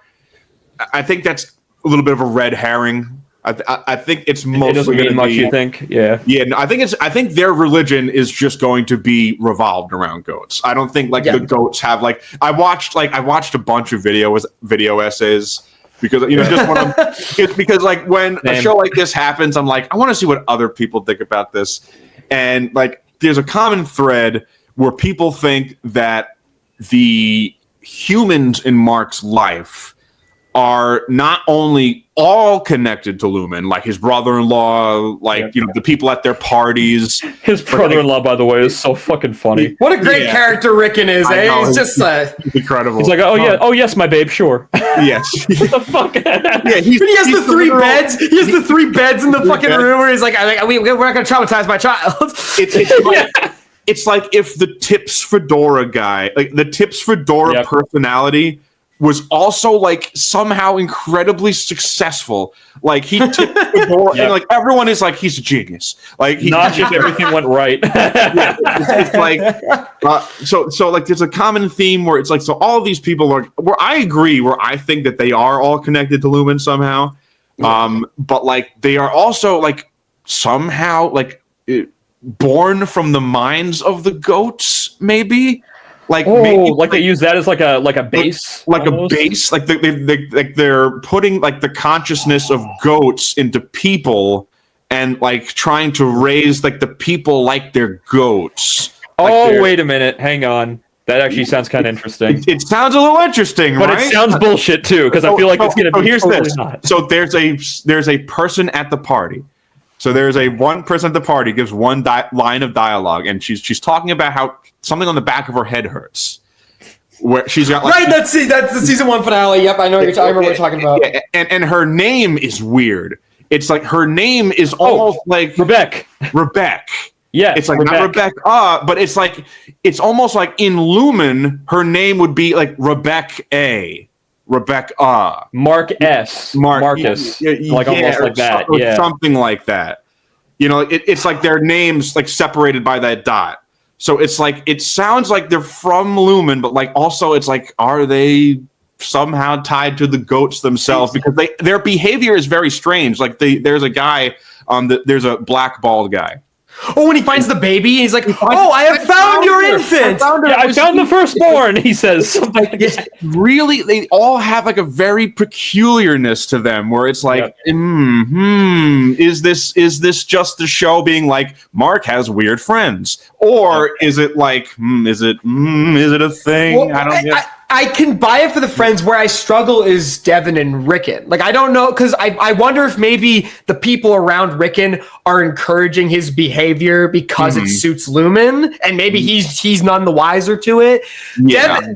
Devin, I don't want her to be tied to it, because I remember as I was going through season 1, I was looking back at old threads on like Reddit and stuff, people talking about the episodes as they were airing. And people were saying, like, what if she's a double agent? And I think that'd be really stupid. I think that'd be like, I like that she is the rock in his life, that she is the only one who's like there for him. They do have, like, he does see that mural at the end where every single character like that has been in the show is in the mural for some reason. Like, why would Lumen make this mural about these random people in Mark's life unless they were important and integral, like, to this purpose somehow? Like, you know, they're all pushing Mark in this direction to finish Cold Harbor. It's like even like his friend, like even like just random dudes who are at the party, or at like a random party, or in the mural for some reason. So it's like. And then you get into the whole, like, some people theorize that Mark is actually an Egan secretly, like he's like Cabell's illegitimate child, which would, if he's an Egan. Well, not he slept with Helly. I think the rumor, I'm sure you guys have heard it, but I think it's spot on. I think what's her face is Mark's mother. Cabell? Yeah. That would make. I think it's a little too good. It seems a little too. It seems she's got like a parent. It's like she has like this obsession with him, which they played it off as weird, like just like weirdness in the first season, but like under the lens of like a motherly, like, I'm watching. Yeah, I can kind of see it. Yeah, it's like that kind of, because his family is a mystery too. Like, you know, like they've never mentioned. We haven't mentioned his parents yet. We don't know his parents yet. It's which is interesting. You would think that like there's got to be something there for them to not like introduce, you know, his family at all. Yeah, not even a little bit. I was going to say, too, with Helly and everything, did you also notice this weird thing with eggs in the show? There's a few parts involving eggs where I was just kind of like, is that something? Like the part where Helly is like eating like breakfast or whatever, and she like removed. She only eats the egg whites. The egg whites. Yeah. I remember that. And like her dad says something like, you could have. I wish you would eat the whole thing or something. We should eat the whole thing. Yeah. Or eat it raw. Like that. Oh no, because he says no. I know exactly what it is, because in the first episode they mention their founder. What's their founder? Kier. Kier's favorite breakfast every morning was a raw egg, and so they having a raw egg for breakfast is like religious to them in a sense. And also you could say that eggs and fertilization metaphor could mean one way or the other, whether Mark is an Egan or not. I 100% think that Helly/Helena is pregnant with his kid. I feel like that's going to be one of the big reveals of season 3. Because then you have to get into the how the fuck. I don't even want to think about how that would happen now. Whose son is it? It's like, and also, would that kid be reintegrated or not? It's like, wait a minute, or would it be integrated at all if you're born on the floor? Like, I don't know. Well, no, it's he doesn't have the chip in his brain. He doesn't have the chip in his brain, so he's born like a regular human. But it's like, when did she get impregnated? It's like, was it her? Was it when they were on the retreat, or was it when they had sex on the floor and the next day? That, like, the other thing is, I know people mention this because they had that scene that really where when James was talking to Helly on the floor in the beginning of the finale, how he sees Kier in her and not his actual daughter. Like he sees like, everything that she embodies. She seems like sorry. Yeah, my. She seems like the kind of person who wants more than just being in love. Because her first action when she broke out onto the mainland was to tell everybody what Severance actually was and expose the whole fucking thing. So I'm wondering if maybe she's going to take that opportunity. Maybe what if James goes behind Helena's back and makes Helly like. Just like they find a way to erase Helena and it's just Helly, and Helly sells out. That's what, and maybe that's where Mark goes, oh my god, what have I done? I need to figure like we need to stop this now. I think what works, what could be the whole salvation of Mark and what's the Innie's name? What's her name? Helly. Helly's name. Helliar. Helena. I think they're setting up that the dad prefers Helliar. Yep. So I think he has the authorization to just be like, flip the switch, like fucking like Helly's gonna live on the outside now. And fucking bring Mark II. Why not? You know? But then that would be the thing that makes Helly sells out, is because then she has to play the role of Helena on the mainland and perpetuate that. The whole point, I think, is that like what he sees as Keir is that she does whatever she wants. She's like, fuck you, fuck this, I hate this. This all sucks. This is hell. And he's like, yes, more. Like, it's like, this is what I want. It's like, see, the fact that we have like all these theories just goes to show how good of a show this is, because there's a fair chance none of these things are coming true at all. And that's what I love. I kind of hope that's the case almost, because it's like, I love that this show is so fucking unpredictable. Like, I had no fucking idea what was going to happen in this past season. I was like, what the reveal, this goes back season 1. When you put 2 and 2 together, that Gemma is Miss Casey, and like when he holds up the picture to that girl he's seeing, and you can just make it out, and it clicks in your brain in that moment, like it's one of the best reveals of anything, because it's something that you legitimately couldn't see coming. There was that one scene where they're in that narrow hallway. And like they go, Miss Casey, Mark S. And like they have this very awkward little thing where you go, oh, this is something like something. But then you go, it can't be that, right? And then they go ahead and do it. Is dead. It's like, but there's no way. So they're crazy. Like Lumen is crazy. Like they are willing to go this far to make their goals happen. Fake someone's death, employ them. I'm so happy that like I did not have to wait 2 years after that finale, because if I had saw that in 2022 when it came out, I would have fucking killed myself. I was like, fuck this. It was so long. It's weird. It's like by the time Severance like came back out, I was like, oh great, Severance is back. I like season 1. But now, like, season 2 is over. I'm like, go! I need this now! Like, didn't have that. Ben did say we're not going to wait that much longer for season 3, which is good. I hope that there was so many reasons that season 2 got delayed as long as it did. Like, there was the writer strikes that played a high, and I think Ben Stiller and Dan Erickson talked about how they had a lot of conflicts on where they wanted the story to go, and they had to really like hammer it out like slowly to try and like to make it all make sense, because they were kind of at odds on that front, and it also had this crazy budget, and they were going to all these locations that they filmed this retreat episode. That they're was far out. Give them so much more money. Apple is like, holy shit, like this is what's selling us right now. So like, do whatever you want, Mr. Stiller. I love that headline where it's like Apple loses like 1 or 2.4 million or whatever on their servers or whatever, and they're just like, everyone's just like, who cares? They're making good stuff. Dude, they're Apple, for fuck's sake. They're the best. Give everyone the fucking budget. Holy trio. Severance, the studio, Shrinking. Right now on Apple, all 3 of those those are the 3 best shows right now. Seriously. Yeah. I'm going to talk a little bit more about the studio in a minute, but yeah. It feels like, obviously everyone can see how the whole streaming universe has like completely fucked up everything. The bubble has burst.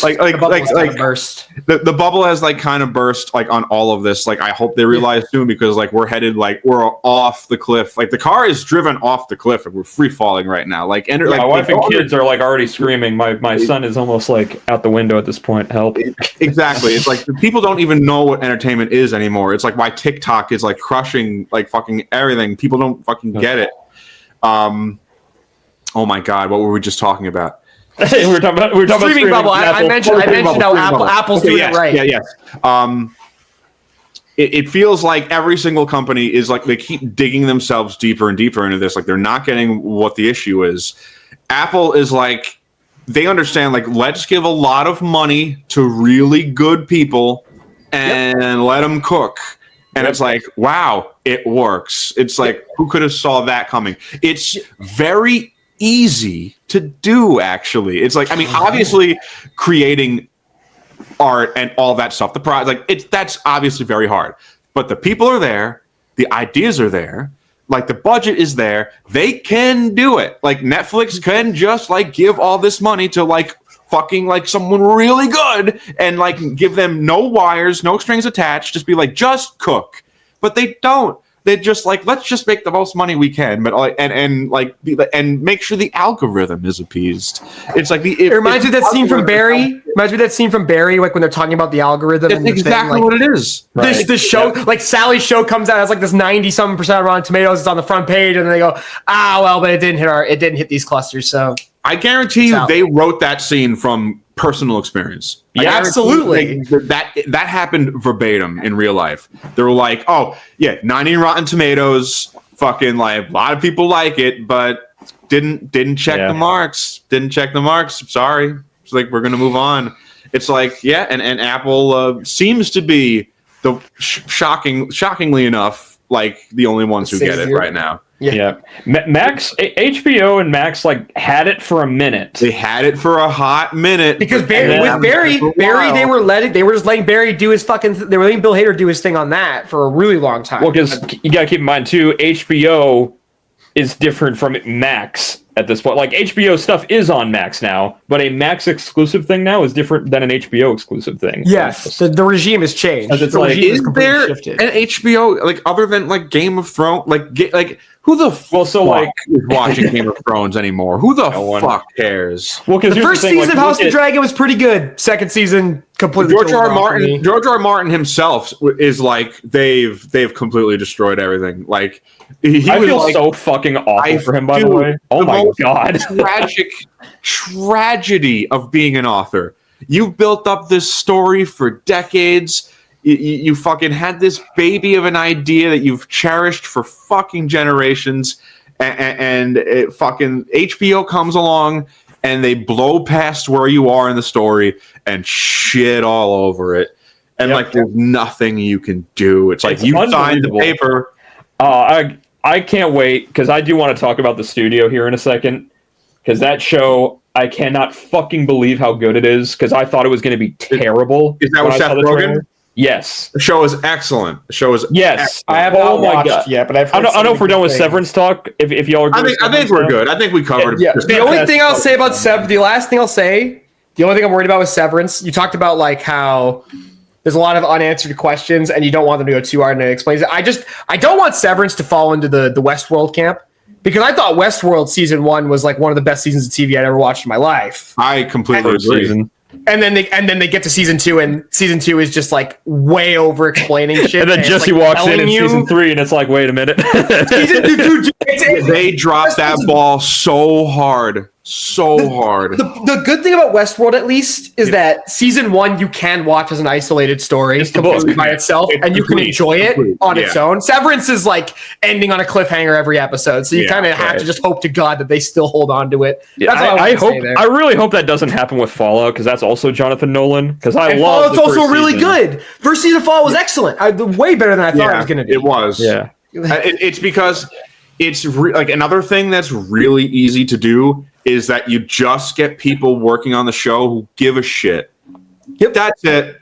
That's it. It's like they got somebody. It's like I could not believe like how deep of the Fallout lore like they got. I'm like, oh wait a minute, like this is a sequel to the games, and and it's canon. It's like this is nuts. It's unbelievable. Like, when to adapt? It's like here's like every time you see like an interview of like a thing that gets adapted, the first fucking thing out of the writer director's mouth is like, well, I never played video games, but I fell in love with the story. It's like they just did that with God of War. It's like there's a God of War. Yeah, what the fuck? Like, I have no hope. The video. Zero hope.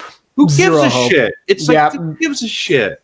Yeah, it's ridiculous. My main thing with Fallout, the thing that Wyatt, the main thing that I love is that the character of Lucy of Ella Parnell's character in Fallout, she feels like a character that was made from it. She feels like a player character given agency. There's just something about her that's like she's not that she's a blank slate because she's not. She's a very interesting character, but she just feels like a player character elevated to like the best personality and brought to life, because you can tell people involved actually played Fallout. That's tough. Like to transform like the smart thing. Here's why it works. She's like a new video game character. Like they invented her. It's not like they had to adapt a video game character and elevate them to what you just said, like to the status of like a character with like that we care about with agency. Like, that's not someone who we're just playing. And, like now we have to just watch. Like that's the problem that Resident Evil movies had. Yeah. Where it's like, I don't care about Leon S. Kennedy like doing action stuff. I want to be him. Yep. So like by making her like someone we've never played as before, it's like, oh, she's got that main character vibe. And like she doesn't have to live up to anything. It's perfect. Her and the Ghoul, both those characters are main, like great dual protagonist, and Maximus too. Three great protagonists. Walton Goggins, you can't go wrong with that. Oh, I was just about to say, before we talk about the studio, Righteous Gemstones, I just started watching. Fucking excellent. Funniest show ever made. It's easy. It's genius. It's easy. Like I can't even think. Somebody made it the perfect Twitter post explanation of it. Like the reason why it's so amazing is that every episode there are characters speaking lines of dialogue that have never been said before by anyone. I could not fucking believe because I'm like on episode 4, I think, and I'm just like, holy fuck, this show is great. And I see directed by David Gordon Green, who is a terrible fucking horror director. He did Exorcist and Exorcist believer. Oh my god! Yeah, if you just stuck to this, dude, you're good. Like Danny McBride and him, like holy shit, man, they know what the fuck. Every season is consistently good. It's shocking. Every season is consistently good. It's great. Walton Goggins with that crazy ass hair and shit is just, and his voice. I'm Uncle Billy, baby body. I'm Uncle Baby Billy. It's shit. Oh my god, it's fucking amazing. Highly recommend Righteous Gemstones for those who haven't seen incredible. It. And it's that's another one that I need to get on. It's on its final season right now. It's shit. Okay, I didn't know when it's done, I'll go back and watch the whole thing. Honestly, so good. I did that with Vice Principals, which is also another Danny McBride joint. So that one's insane. This is just one more tangent. It's not a spoiler, but this final season, shocking everybody. Its first episode was a prequel that took place in the Civil War, and like starring Bradley Cooper. I did hear about this. So it's what the fuck? And it's just like they play it straight as like a Civil War story, like and it's like it's canon in like the universe, like things match up like to the, so it's like a real hardcore, like it's like a real Civil War movie that's like deep, like kind of deep, like, you know, deals with death and like all this stuff. It's like and then like the next episode they're like, suck my fucking cock, motherfucker. It's such a fucking change. It's genius. Like Danny McBride is a fucking genius. Give him that's what HBO, like what we were just talking about, like how they're running out of shit. Like I said, it's what the season is ending, and now that's gone too.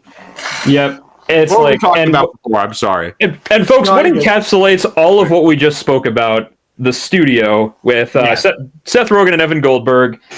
Very polarizing duo, I'd say. Very hit or miss. They've done some good shit, a lot of really good shit, a lot of really bad shit too. Yes. I'm not a huge fan of The Boys anymore. It was good for a bit. I even liked the last season they did, but this past one was just like... the superhero show? Yeah. Oh, it got so bad. It's like it used to be like smart funny, where it now it's just like where now it's like they look directly into the camera and they're like, Donald Trump. Yeah. Hey guys. Trump guy. The news. Or they'll just say like, isn't Elon Musk an asshole? It's like, we get it. PewDiePie, am I right, guys? We get it. Like what?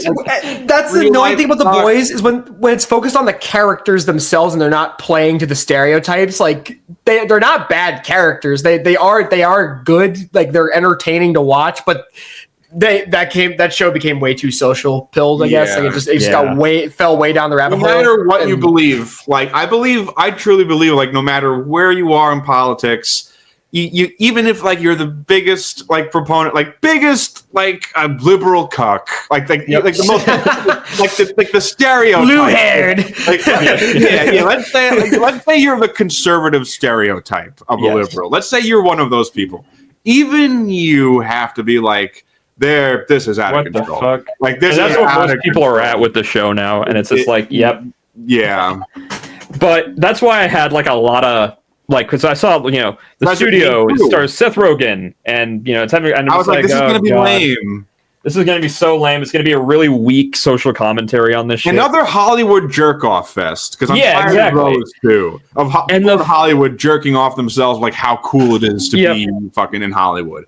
And I hate that haven't shit. seen... Exactly. I haven't seen Seth Rogen really act in a while either. And I'm just like, is he even funny? And I'm just like, I don't even know. Not really. Yeah. I mean, I didn't think so. And then the first episode happens because I hear so many good reviews about it. And I'm like, okay, weird. So I take a look at it. First 20 minutes, I'm like, holy shit. Yeah. This is what everyone needs to watch right now. I was immediately. This is the most biting commentary on like the movie industry, studios, interference, just the bullshit that is being put out right now. It's like it was such a good story. It's like they built like that first episode is like perfect first episode material. Like the story of like, okay, we get it. He is a studio guy. He wants to make artsy fartsy stuff. He's like a film nerd, but like he can't. And he's in charge of making the Kool-Aid movie now. He's like, Bryan Cranston said that. Bryan Cranston, the head of the studio, goes, I acquired the rights to Kool-Aid. And I want you to head up this project. And he has to be like, he's like, fuck yeah, let's do it. Let's do Kool-Aid. And like, he's like, how the fuck are we going to do this? And then he finds out Martin Scorsese is making a Jim Jones movie. He's like, wait a minute. The movie where everyone kills themselves with Kool-Aid? He's like, yep, that's the one. He's like, I got it. I got the perfect idea. I'm like, God, this is so good. I love how Martin Scorsese is also just a great actor. He's great. Like, anytime he's in shit, he's fantastic. Even in fucking Shark Tale, he's good. Yeah. The pufferfish. Like, and that episode, like, I'll just say kind of, briefly what that first episode, like, eventually goes into. It's like, I want to spoil, like, any of the show really after that because it's just so goddamn good. I kind of spoiled a little bit of the plot. I'm sorry. No, it's fine. I was going to bring that up. I'm going to watch it either way, so I'm fine. I'm going to watch it either way. The way that goes about, and he's having this meeting with Scorsese, and he's just like, yes, it's over budgeted, it's 3 hours long, like this and that, and he goes, okay, I love it. I will buy it right now. And he goes, okay, great. It's just one thing. Can we just change the title to Kool-Aid? He goes, I guess, sure. Like, why not? Yeah, sure. And then, like, he's like with the pitch meeting. For him is such a slam dunk because he's having his cake and eating it too. He's like, I gotta make the Kool-Aid movie, but I got Martin Scorsese, and like it's gonna be a real movie too. And like he says that too, like in like the pitch meeting beforehand, he just goes like, what made Barbie so successful? Because it had a writer and a director behind it. It was a director's vision come to life. And I'm just like, he's fucking right. Like that's pretty much like how you can make shit work these days. Like. And then Catherine Hahn, by the way, it's a shame she's in Agatha right now. She's doing a bunch of Marvel bullshit now. Because goddamn, she is so good. She's so good in this. Again, which like what I usually hate this concept of like Hollywood. Like I hated Entourage. Like me too. I hate when people are like, it's so fucking cool to be an actor. Like it's and like this shows. Hey, you never want to be in these people's shoes ever. This is the worst thing you could ever do. Or not just be an actor, but like be in Hollywood. It's like they're like we're the champions. It's like but they're doing it with kind of like a self-awareness of like how petty it is. And it's like, and they're obviously all working through experience. I was gonna say, I really want to know, like, who some of these like people are based off of now, because I guarantee a lot of this is from experience. They all have to be someone. Like Bryan Cranston has to be somebody. David Zaslav. Yeah, I was just gonna say David Zaslav. It's like when the meeting, like the meeting before he tells him like, you know, we're going through with making Kool-Aid Man the movie, like a movie about like the Kool-Aid Man. Oh It's yeah, like- and it's like, let's have it be his daughter, and she doesn't want to be with the. She wants to go into the real world. And I'm like, it's like, shit, and Agatha is like, I'm gonna save your ass. It's like here, and it's like a 3-minute 3D CG promo of the Kool-Aid Man bursting down the wall and like doing like a TikTok dance. And she's like, and she's like, look, it's got the fucking dance in it. It's like, you know, it's got everything. This is all the guy wants. He doesn't want the fucking real movie. He wants the Kool-Aid Man. Yeah, Healy just goes, "That's incredible." Yeah, that's I will just like, I'll spoil just this first episode. That's it. Just because I do want to talk about this just because of how insane it is. So basically, what ends up happening is Bryan Cranston goes to, you know, Seth Rogen just goes, "Hey, what's the deal on that Martin Scorsese thing you purchased? What the fuck?" And he goes like, "That's about Jonestown, about Kool-Aid. We can't have that interfering with this." And Seth Rogen's just like, "Yeah, I bought it so he couldn't make it." Which is and genius. He basically buys the movie inadvertently. He bought that movie to kill it, basically, at this point. And he has to basically tell Martin Scorsese to his face that, hey, I kind of took your script and fucked you over. And then he fucking finds out that it was meant to be his last film as well. It is He bumped into Steve Buscemi. Steve Buscemi. Who's supposed to be the lead. He's like, I heard we're making Martin Scorsese's last movie together. Yeah. What an honor. What an honor. Seth Rogen's like, oh God. Fuck. and then like, dude, and I'm thinking like, you know, because I thought this was just gonna be like a doofy like comedy or whatever. Show, yeah. Every episode so far has felt like a fucking heart attack. Oh, dude, I don't want heart attack. I don't want to the second episode is Heart Attack City. The second episode is like, I'm not going to spoil too much about this one, but it's just Seth Rogen wants to be here for this director doing this this big one take scene. I got a way not to spoil it.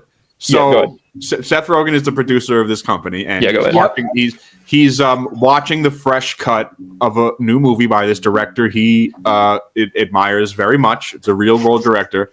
And they're watching the movie, and it's like, it's fucking great. This movie's fucking rocks. It's just so awesome. And then it's like, an hour and 45 minutes goes by and they're like, oh no, like shit, this movie sucks. Like there's a scene, there's one scene in this movie that fucking sucks. Like, you gotta get this scene out of the movie.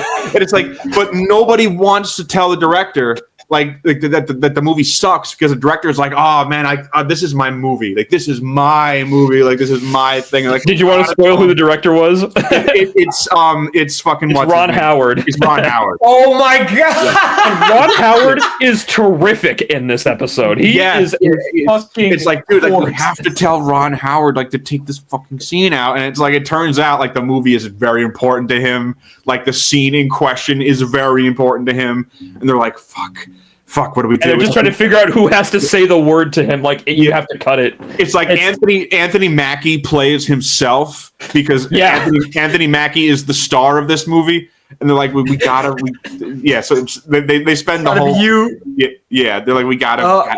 I respect the directors being game for this shit. Like for Ron Howard and Scorsese, because you know they've dealt with it. They've dealt with the exact same bullshit before. You know, it's like they're all having a good time. They all love it. Ron Howard, and I was gonna say, in regards to that episode, that was episode 3. That was the one that just came out yesterday, I believe.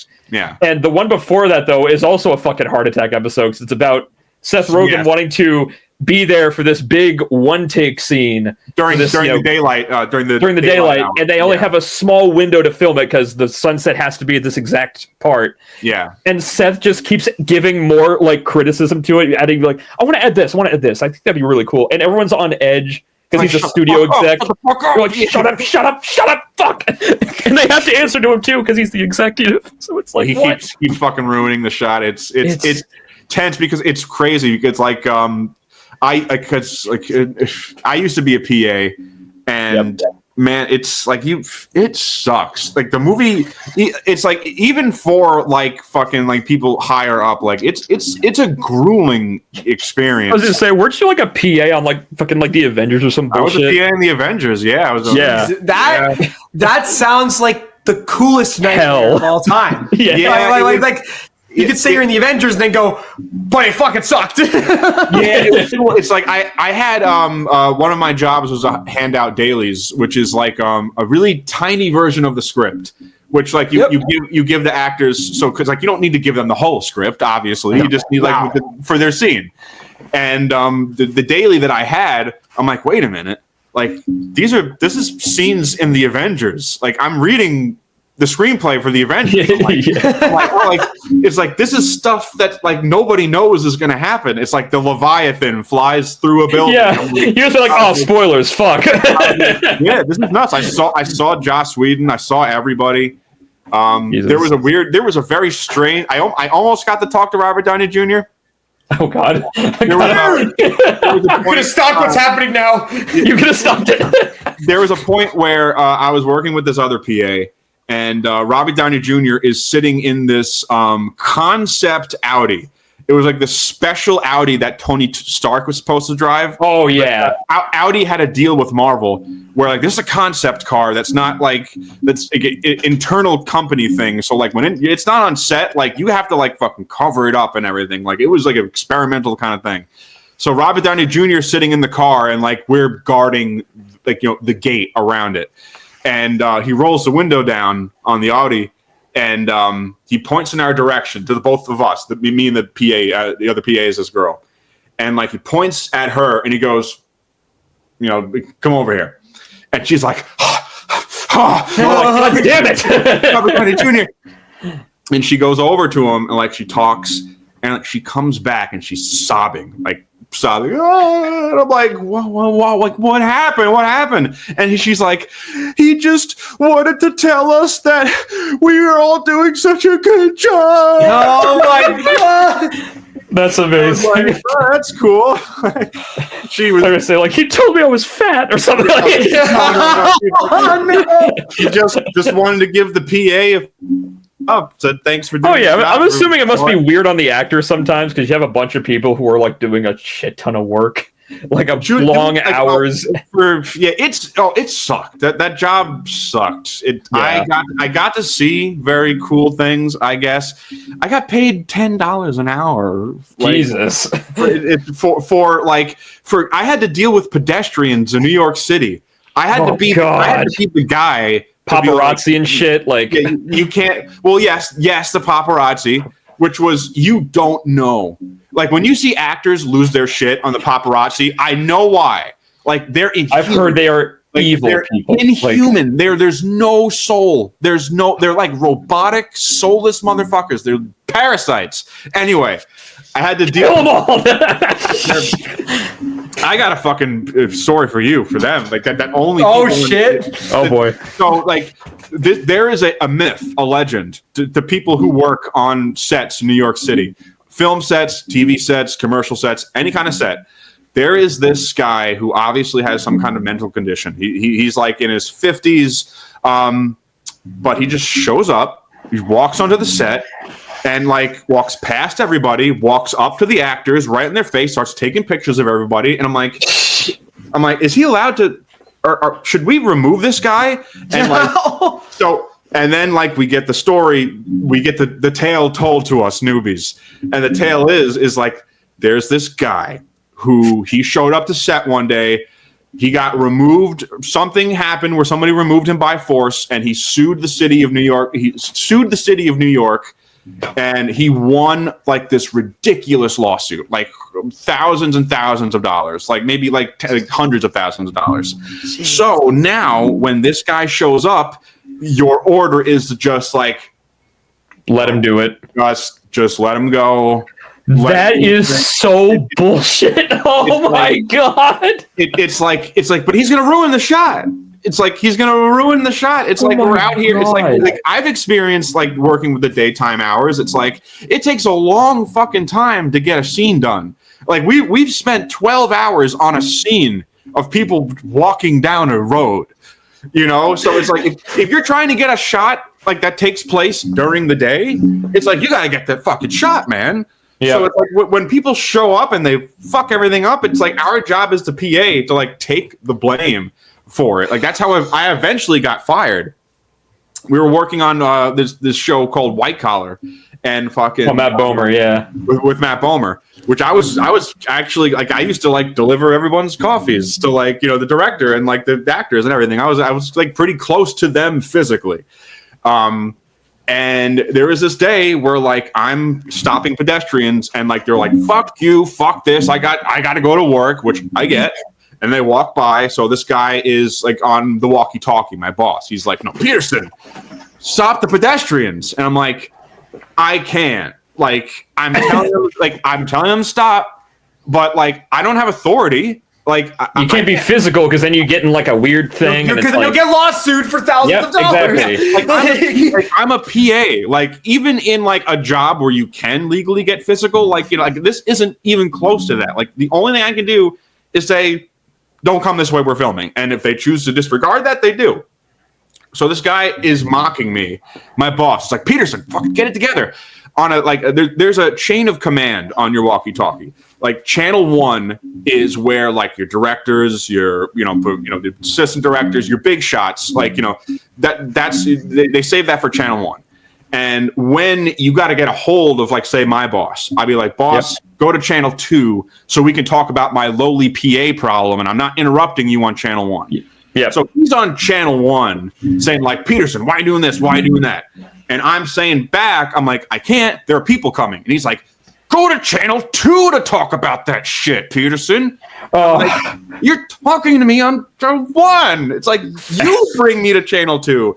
And so like this happens, and I'm like, and he fucking like says that I'm fucking up or something on channel 1, and I'm like, and I fucking kind of losing on. I'm like, dude, I can't fucking do this. Like I'm telling people to stop. Like, what do you want me to fucking do? I said. And he's like, go to channel 2. So I go to channel 2, and he goes, pack your shit and get the fuck out of here. I never want to see you again. And I'm like, all right, see you later. What a fucking jackass. So just despite of my, I didn't pack my shit. I kept the walkie-talkie and everything. And I was like, fuck. Yeah, fuck that. Yeah, fuck this shit. I'm keeping that. Good Fuck you. shit. Yeah, Good shit. Being on set, being on set, especially as a PA, it's a rough. This is all lovely stories here because I'm about to have my first set experience on Tuesday because I just got cast as background at a cop show. So, yeah. Wait, can you even explain that or no? No, I don't think it's anything big. Yeah. It's like it's some local shit. Like it's nothing crazy or anything. I can't talk. I'm not going to just in case in like a year from now. If I tell me it's not Law and Order. It's not. I don't know. I don't think it's Law and Order. It has a. I'm not going to say the name just in case I get fucking sued in a year. But you know, fucking being an extra. It's a cool day of work. You get free food. Yeah. You get paid. Oh yeah, I'm sure it'll be fine. I'm looking forward to it. But like I'm hearing all this shit, and I'm like, no, I got in trouble for wrangling because one of my main jobs, like especially during outside shots, was to wrangle the extras. So like I would bring them to set, and then I would also bring them back to there's like a holding pen where you keep your extras. Like where if you're shooting outside, the production will like rent a building out. And like you bring so it's like a basement somewhere where you keep all the extras, like in something like that. And so there was one day where I had to bring the extras to where they were setting up lunch, and my boss goes, "Whatever you do, don't let the extras eat before talent." So I get there, and the extras are like, and all the food is laid out, beautiful layout of all this food, and the extras are like, "We're pretty hungry. Can we eat?" And I'm like, "Yeah." Yeah, yes, you can eat. Like I'm not gonna tell a hungry person that they can't. Yeah, eat. exactly. You don't pay me nearly enough money to say no to that. And fucking like so, then my boss and all the actors show up and they see people are already like eating, and like they all give me this fucking look, like, oh god, like why are the peasants eating? Why are these people? Why are these weaklings? It's like they're supposed like Peterson. Why are they eating the fucking food? And I'm like, they said they were hungry. I'm not gonna. You want me to say to a hungry person that you can't eat that food right there?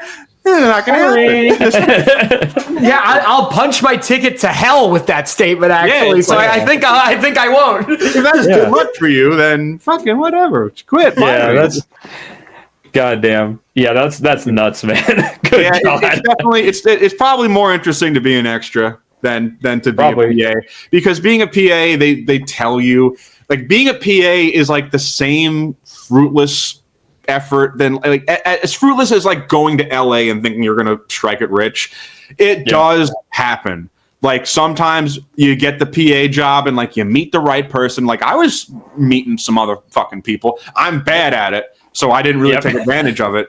But like, sometimes You were like probably like what, like 20 something, like early, like my early 20s, 21, 22. So you're just like, I'm bad at it now. Like, I'm bad at it. Like, it's just like the schmoozing around. Like, I'm not really good at it. Like, I got a lot of different jobs and a lot of different movies and TV shows. Like, just because I was eating lunch next to somebody. And I was like, yeah, I had to do this. And it's like, hey, you want to work on this? And I'm like, yeah, fuck yeah, I'll do that. Oh. And so yes, the opportunity is there. Mostly, it's not. Mostly, especially if you don't have that personality, if you do not have like a conversational or approachable, like, I hate to say this, if you're like a total dork, which like we all are a little bit, I get it. Yeah. But if you're like a film dork and like you're there for the love of film, and that's fine, I get it. But it's like, if you're not a little bit of like, you can be the guy, you know, like the conversational guy, then you're not. It's just not going to be the right. You're just going to be a PA. Yeah, you know? Exactly. Because like I learned that because like I have, you know, my current, like my job in like the wintertime is like very talkative because I'm talking with like a bunch of different people every day. And it's just like learning that, like going like, because I'm in my third year now, and it's just like you get to a point where you're just like, I got this. It takes a fucking while, but I'm just like, all right, I'm everybody's fucking friend today. Exactly. Exactly. It's like, There's a whole game you got to play. It comes so easy. It's like that was like the most tragic part about when you got to be a fake motherfucker sometimes for it to feel real. It's like that's the best way I can describe it. You almost have to be like a smart ass in a way. Like, not a smart ass. It's like we're dealing with like such a shitty environment, so we're all in a bad mood. So and it's like at the end of the day, I wanted to go the fuck home, and I lived very far away. I lived on Long Island, and I had to fucking go to the city every fucking day. It's like a 2-hour commute, right? Like, it's like a 2-hour commute, and fucking call times 5 a.m. And like sometimes I have consecutive days in a row. It sucked. Like it fucking sucked. It's it's not. Oh god, 2-hour commute to be there at 5 a.m. Oh like my god! Why even sleep at that point? Like, I didn't. There were days where I definitely didn't. I only went home because that was the only bed that I had. And I hate that. I've been there too. I hate that. Yeah, it's if you live in a city or you live close to a production. Completely different story. Like, why not be a PA? It's like it's you know, like you got like, think of it as just like you're doing community service that pays you a little money too. Yep. You know, it's basically all it is. That you could also get lucky one day. You have the chance of getting lucky. Yep. So I feel pretty fortunate because I'm where I'm at in Canada. I'm only like an hour out from Toronto. So I feel like it's not like if something were to ever happen to where I would advance to that point, it's not as much of a hassle for me, you know? Like, it's not quite. Yeah. Do you want to be in things or behind things? That's the truth. Bit of like it sounds cop out, but a bit of like both. Like I very different. Very different. I know. I mean, isn't like I know that's something that I've had a reckoning with ever since I graduated college for acting for film and television. Is like, what is the thing that I want more, or do I simply don't and go retreat to the woods in fucking Muskoka? Like, what do I do at that point? Yeah. Like, I will tell you, like on set, the actors, man. They do got it made, man. Like it's like Matt Bomer's a good actor. It's like, but the show White Collar, it was a USA like crime procedure, like a crime thing where it's like, very weekly TV for old people. for old people kind of thing. Yeah. And like when he's not on, when he's not on set, he's in his comfy trailer, or like he's sitting in like one of the what do they call them? The fucking production islands or whatever they're called. I know what you're talking about. They said the name in the studio episode where they built Seth Rogen his own little personal island. Oh right, yeah. Yeah. So like sometimes the actors hang out there, and like as job of the PAs is like we get them, we weigh on them hand and feet. So it's like any kind of drink, like dude, craft services fucking slaps. Craft services is a peak concept. It's so good, man. Especially in New York, you're getting like the primo like bacon, egg, and cheese like diner breakfast like in a truck for free, as much as you want, like all day. Like it's great. Like that's the best perk. Dude, that's definitely the best perk.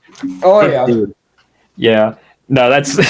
But that is some. I'm going to recommend story. the life. It's like be an actor in an easy TV show. You know, it's be an actor in like your Hallmarks and your. I fucking wish I was movies. Yeah, honestly, like you don't need fucking. You don't need guy in Law and Order. The guy in Law and Order who was also in Wet Hot American Summer. Christopher Maloney. That dude is I love him. He's terrific, but it's just like that man has really just found it where he's on Law and Order, which is literally fucking has been going on forever and will continue to go on forever probably. And he probably lives the perfect life, most likely. Like he's on this show that he knows pretty much very well.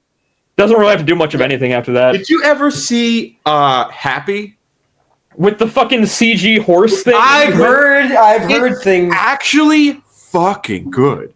It actually funny, good. But I'm like, is it funny? No, it's not just funny, but it's like, dude, they go off the rails. Like they go off the fucking. They do whatever they want. Like they go completely comic book like madness. Like I was like, I can't believe they're putting this on TV, kind of shit. Like, and he's in it. He takes it completely seriously. Man, that show's good. I haven't thought about it in a while. I remember being advertised quite a bit. Yeah, it's worth checking out if you like him. It's worth checking it out in general. Yeah, it's did he get canned or did he get canned? He got canned. That's a shame. That's a shame, honestly, because I remember hearing things about trajectory too. The story was good. I remember liking it a lot. It was a cool fucking idea too. But yeah, folks, the studio, fucking watch it, man. Yeah, I was like, I'm kind of bummed that I can't binge it right now because like every episode I'm just like, fuck, I want to watch another one. See, I like the weekly thing is coming back, especially with Apple. Me too. Apple gets it. Like Severance would not have been even close. Like if it was a bingeable show, all at once kind of thing. Yeah, exactly. To be able to like, I love how it's like what you fucking saw. Exactly. You got to you process it. You talk about it. Like, even if it's like, as like mind, the kind of like philosophical shit to discuss with Severance, or just like the funny shit in like the studio. It's fun to talk about. And it's exactly. Like, what are they going to do next? Who knows? Dude, I after that last episode of the studio, I'm just like, I can't fucking imagine where they're going after this. Like, every episode's like about a new thing almost. It's like because I like the second episode, but I did feel it like it was a dip from the first. The first episode was amazing. Second episode was just like, okay, it was good. I'm like, I hope this isn't a trend. But then like the third episode, we're like, okay, I'm back. It's like, okay. I was going to say, one more thing I want to mention about that show too. It's very Birdman-esque, like almost down to a T, like the movie Birdman. To a T. Yeah, because it's like, it does kind of like the long take kind of thing, but it's not, the scene ends, like it cuts away to something else. But they even have a meta joke about it. Exactly, Like, this is going to be a real one shot with no real one. Yeah. We're not going to do smoke or anything like that. It's like, oh, man. And the score, too, is all drums. Oh, I love it. Yes. It's just like that kind of Whiplash vibe to it. Yeah, exactly. It's so good, it's like, it feels like the kind of thing Damien Chazelle could have made. Like, it does, like I don't know, because like he just did Babylon. I wouldn't be surprised if he was in the next episode. Damien Chazelle, he probably would be in this show. Who's that? Goddamn. He did the Whiplash. director. Chazelle Yeah. did Whiplash. He did La La Land, and he did he just did Babylon as well, which is another big like Hollywood sort of Crazy movie. like Hollywood is Hollywood is fucking wacky kind of movie. Even though some people really like that, some people really did. It's like 4 hours long too. It's like what the fuck? Really long movie. Yeah. Tobey Maguire plays the evil Joker man in the movie, and it's like what the fuck? Tobey Maguire? What the fuck are you talking about? Dude, He's like a crazy Babylon. film exec who does like cocaine off of everybody and This is everything. new? Wait, this is a new thing? It came out like in 2022, I think. 2022. Maybe. And Tobey Maguire is in it. He has a small role. Margot Robbie is in it, dude. Margot Robbie's in it. Fucking Brad Pitt. Brad Pitt. It's in the movie. Like, dude, it's a wacky movie, but it's worth checking out even if you don't like it. I think because a lot of people fucking hate it, but a lot of people love it too. Like, love it as well. It's very like you're of two minds with it. But yeah, the studio, I give it 4 bags of sugar. I give it popcorn for the ants. I give it 1 popcorn. I give it 14 unpopped soda. Yeah, bag of soda. One more thing I did want to address. One more show. Something me and Mike have been I think Mike actually. I saw your tweet about it, and I was like, "Hell yeah, check this out, dude!" This Common side effects on Adult Swim. Okay, this is one that I have literally zero knowledge of, so I need a primer on it. I need a primer. People gotta get on it, man, because very similar to Seth Rogen's new show. I saw the previews for this, and I was like, just another Adult Swim show. Looks like it's something about mushrooms, so it's like gonna be like a trippy drug comedy kind Adult of thing. Swim stoner comedy. And like, I've seen 100 million of those. It's one of the best shows I've ever seen. Yeah. It's like I am such a proponent for shows like this to exist. It's for people to take animation and to like not just be like, let's be silly. And I like that. Like, I like shows like Smiling Friends where they're like, let's just be like as silly as we can. But some people can take animation and be like, let's approach this like we're filmmakers. Like, this is like it's got the gravitas of like a live action like drama. You know, like the cinematography. I struggle to say cinematography.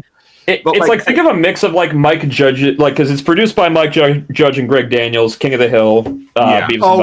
Shit! I didn't even know that. So I would say it's almost like if you can imagine like King of the Hill meets Breaking Bad, and then like a weird Miyazaki flair to it, like a little bit, not like a big amount. The Miyazaki flair being that like the animators are very like they're not just good animators; they know how to use animation to establish like tone and pacing, like a shot in a movie, you know, where it's like it's not just two characters like talking to each other, you know, it's like they're setting up a tone and a vibe, you know, like you know with the exact vibe.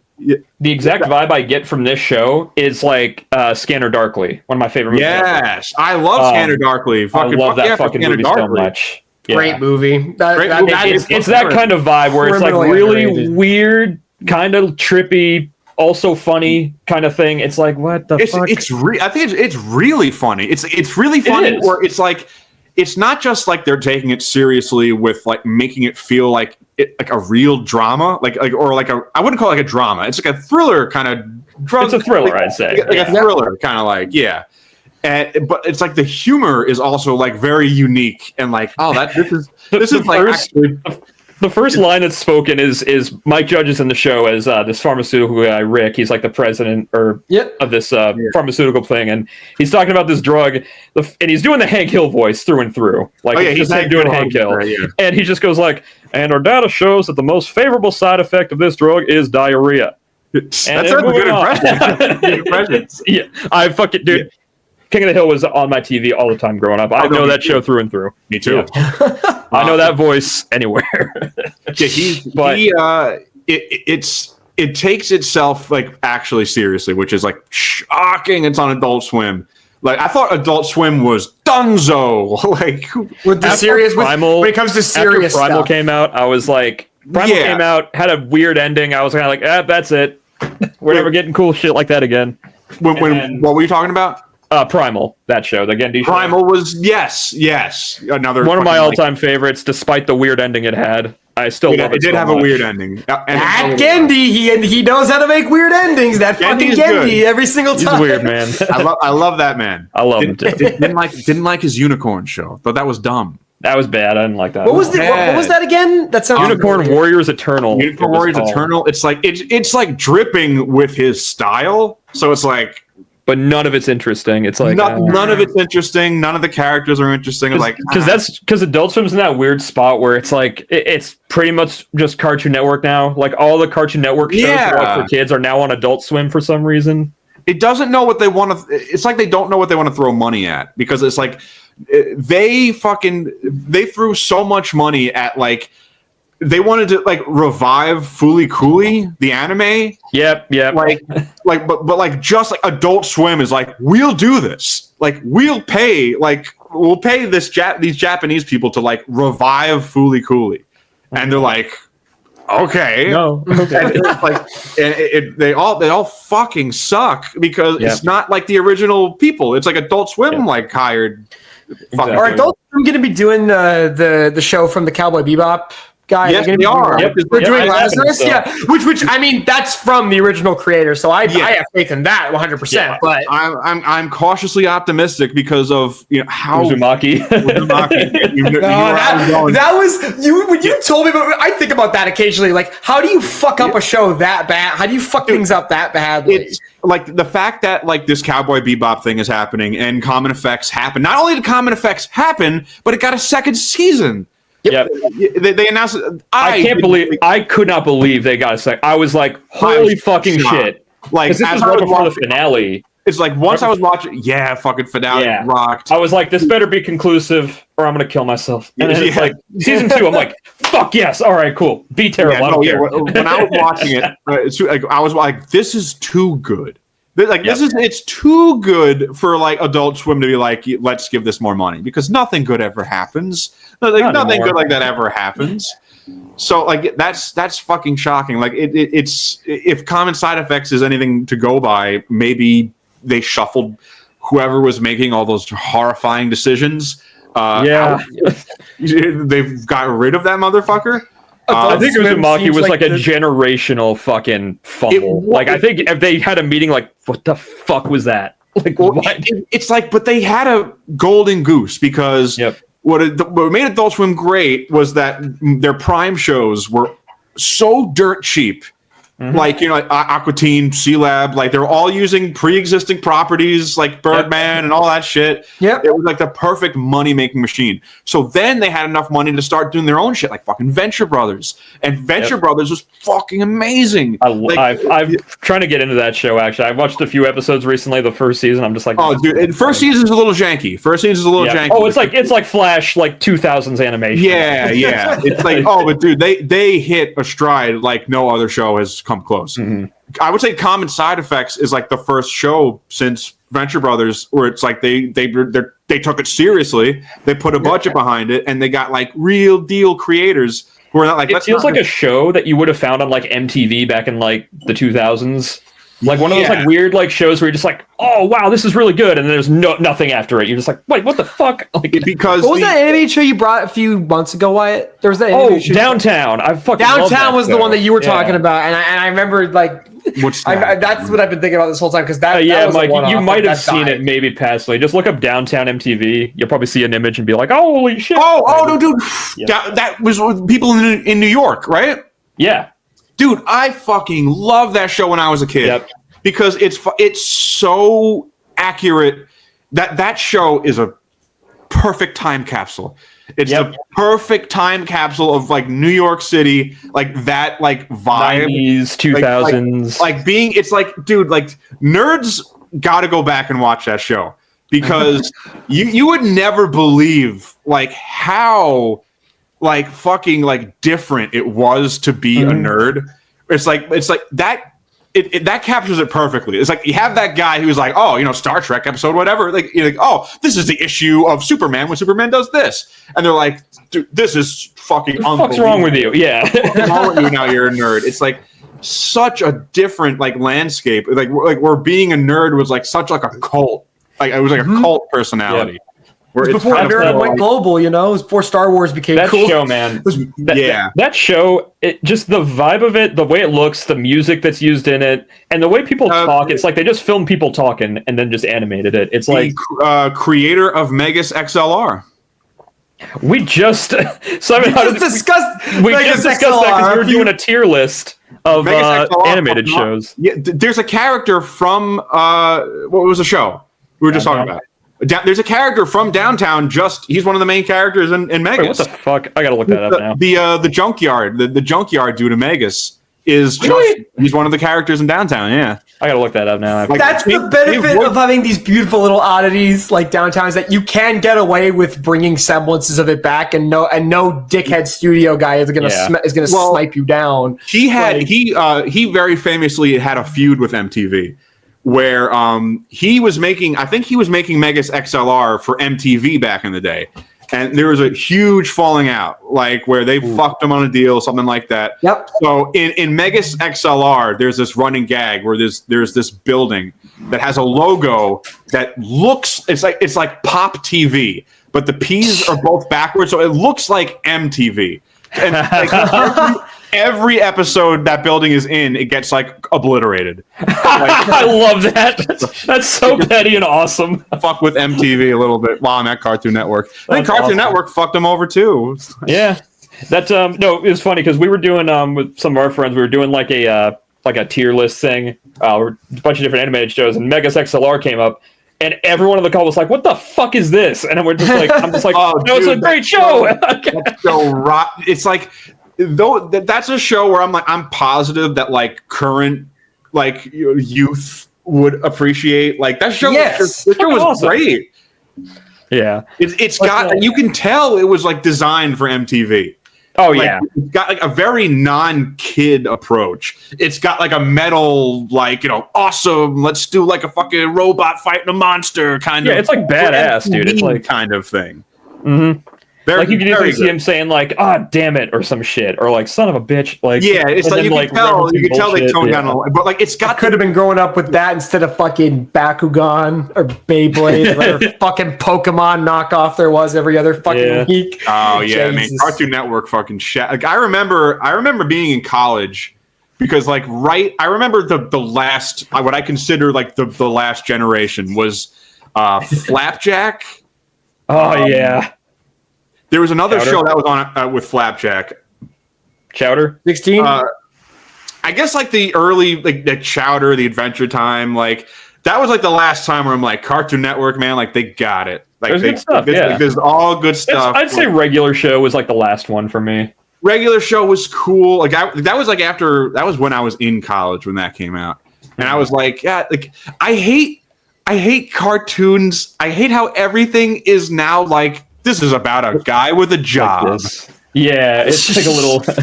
It's like everyone has a job in cartoons now.